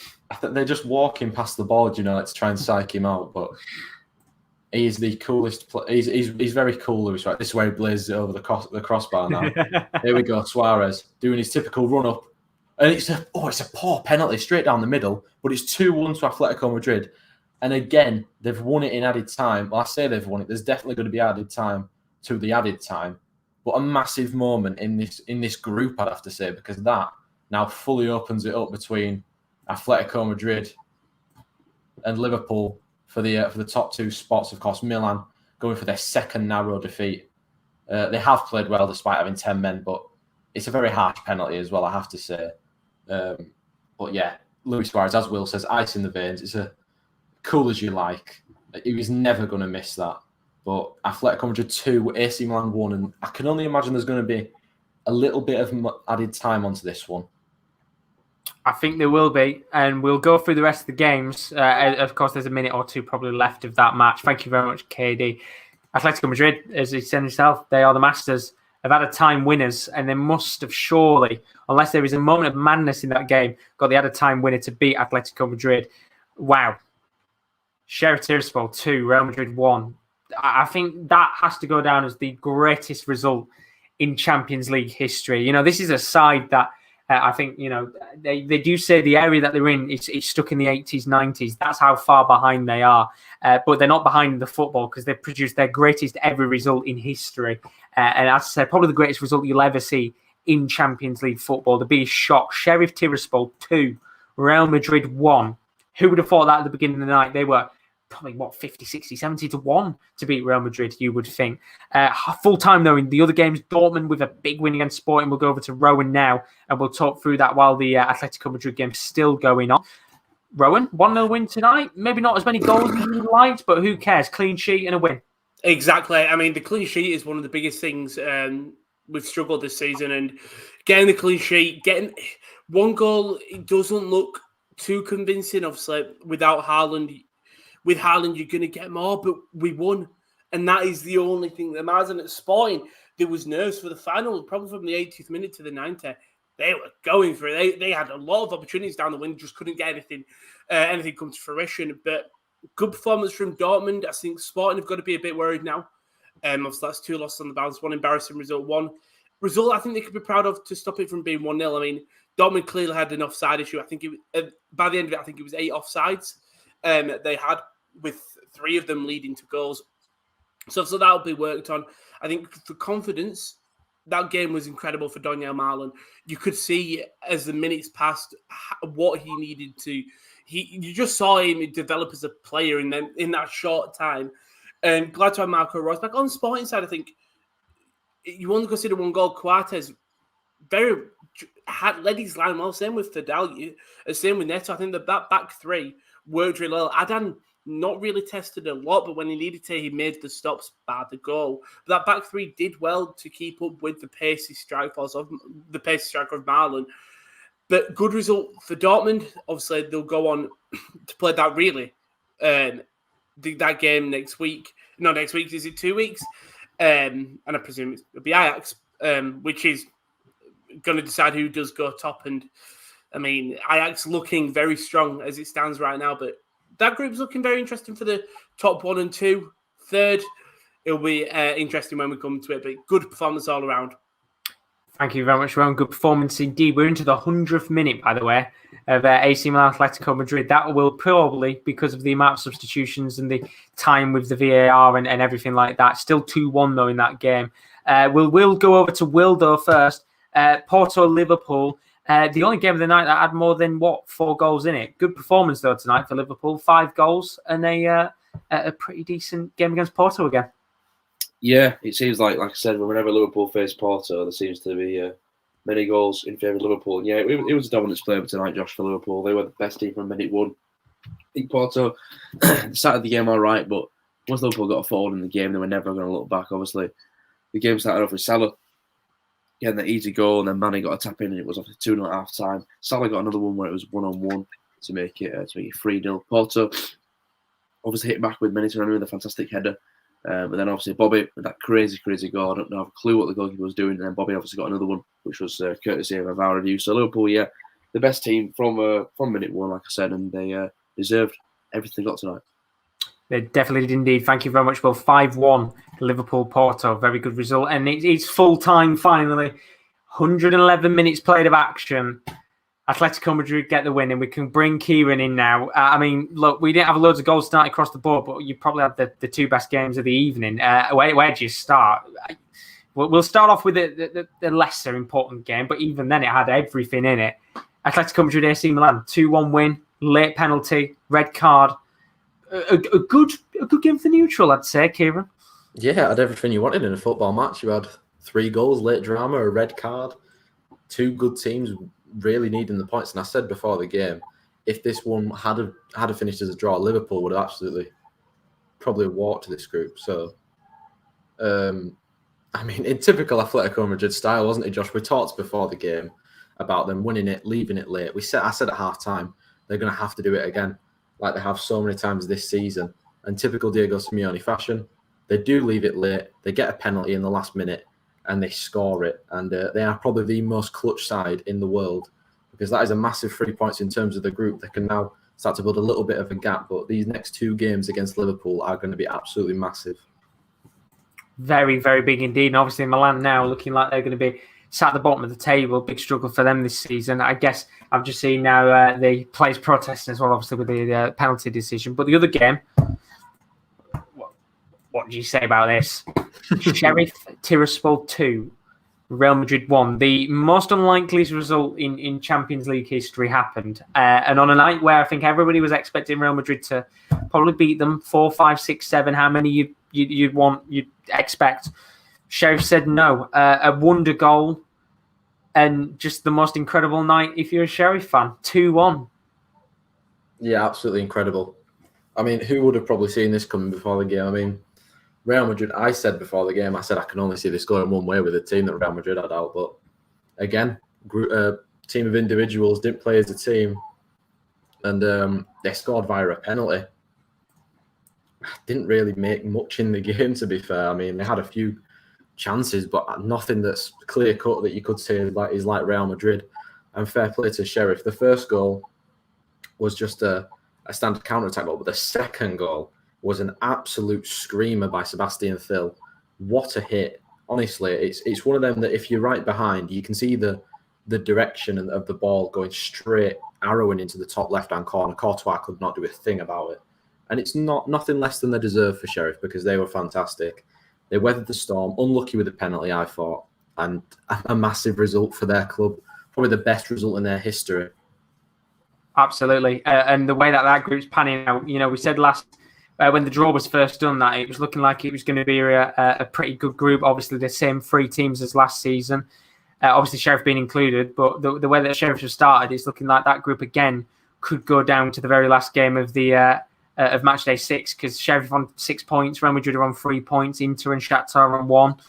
That's looking like a very, very tasty group indeed, and a really good night overall. Thank you very much, KD. That is all of the games, full time across the board. Just quickly run through it again. PSG with a 2-0 win over Manchester City. Lionel Messi with his first goal in a PSG shirt. Leipzig with a 2-1 defeat to Club Brugge. They've done it again. Brugge, another one of the sides in this competition that will not back down. Brilliant results against 2 top-tier sides for the Belgian team. Liverpool with a comfortable 5-1 win against Porto, as they usually do. Atletico Madrid, 97th minute winning penalty from Luis Suarez. Milan, they were down to 10 men from the 30th minute, but brilliant performance in the end for Atletico Madrid to get that last gasp winner. Dortmund with a 1-0 win against Sporting, and Sheriff Tiraspol with a 2-1 win on the night. As I said, it might have not had the goals left, right and centre, but what it did bring was a hell of a lot of shocks. And the shocks, they could keep coming tomorrow because we've got more content to come on the channel. Don't forget, if you are new, don't forget to leave a like and subscription because we have got the Match Day 2 goal show coming up again tomorrow. That's right, 7:45. Juventus, Chelsea, Sevilla, Wolfsburg. Some of the standout games coming tomorrow. Europa League and Conference League, that's on Thursday. You can join us for the early games. That's from 5:35, kick-off 10 minutes later. And then we'll also have the 8 p.m. kickoffs straight after the afternoon games have finished. But that's it for tonight's action. We've got Atletico Madrid Barca coming up as well on Saturday night. If you want to join us for that from 10 to 8, you're going to join me for that one for La Liga action. But that is it. Brilliant night of action overall. We had the shocks, we had the surprises, but we didn't have maybe as many goals as we'd like. But tomorrow, as I said, you can join us again. Some brilliant games on tomorrow evening. We've got Benfica, Barca, Man United, Villarreal, Wolfsburg, Sevilla, Lille, Salzburg, and Juventus against Chelsea. Big thank you to Rowan, Will, and KD as always. Greatly appreciated for them joining. If you want to check out our social media, then these are the links in the description and in the chat, as Kyle kindly puts as always.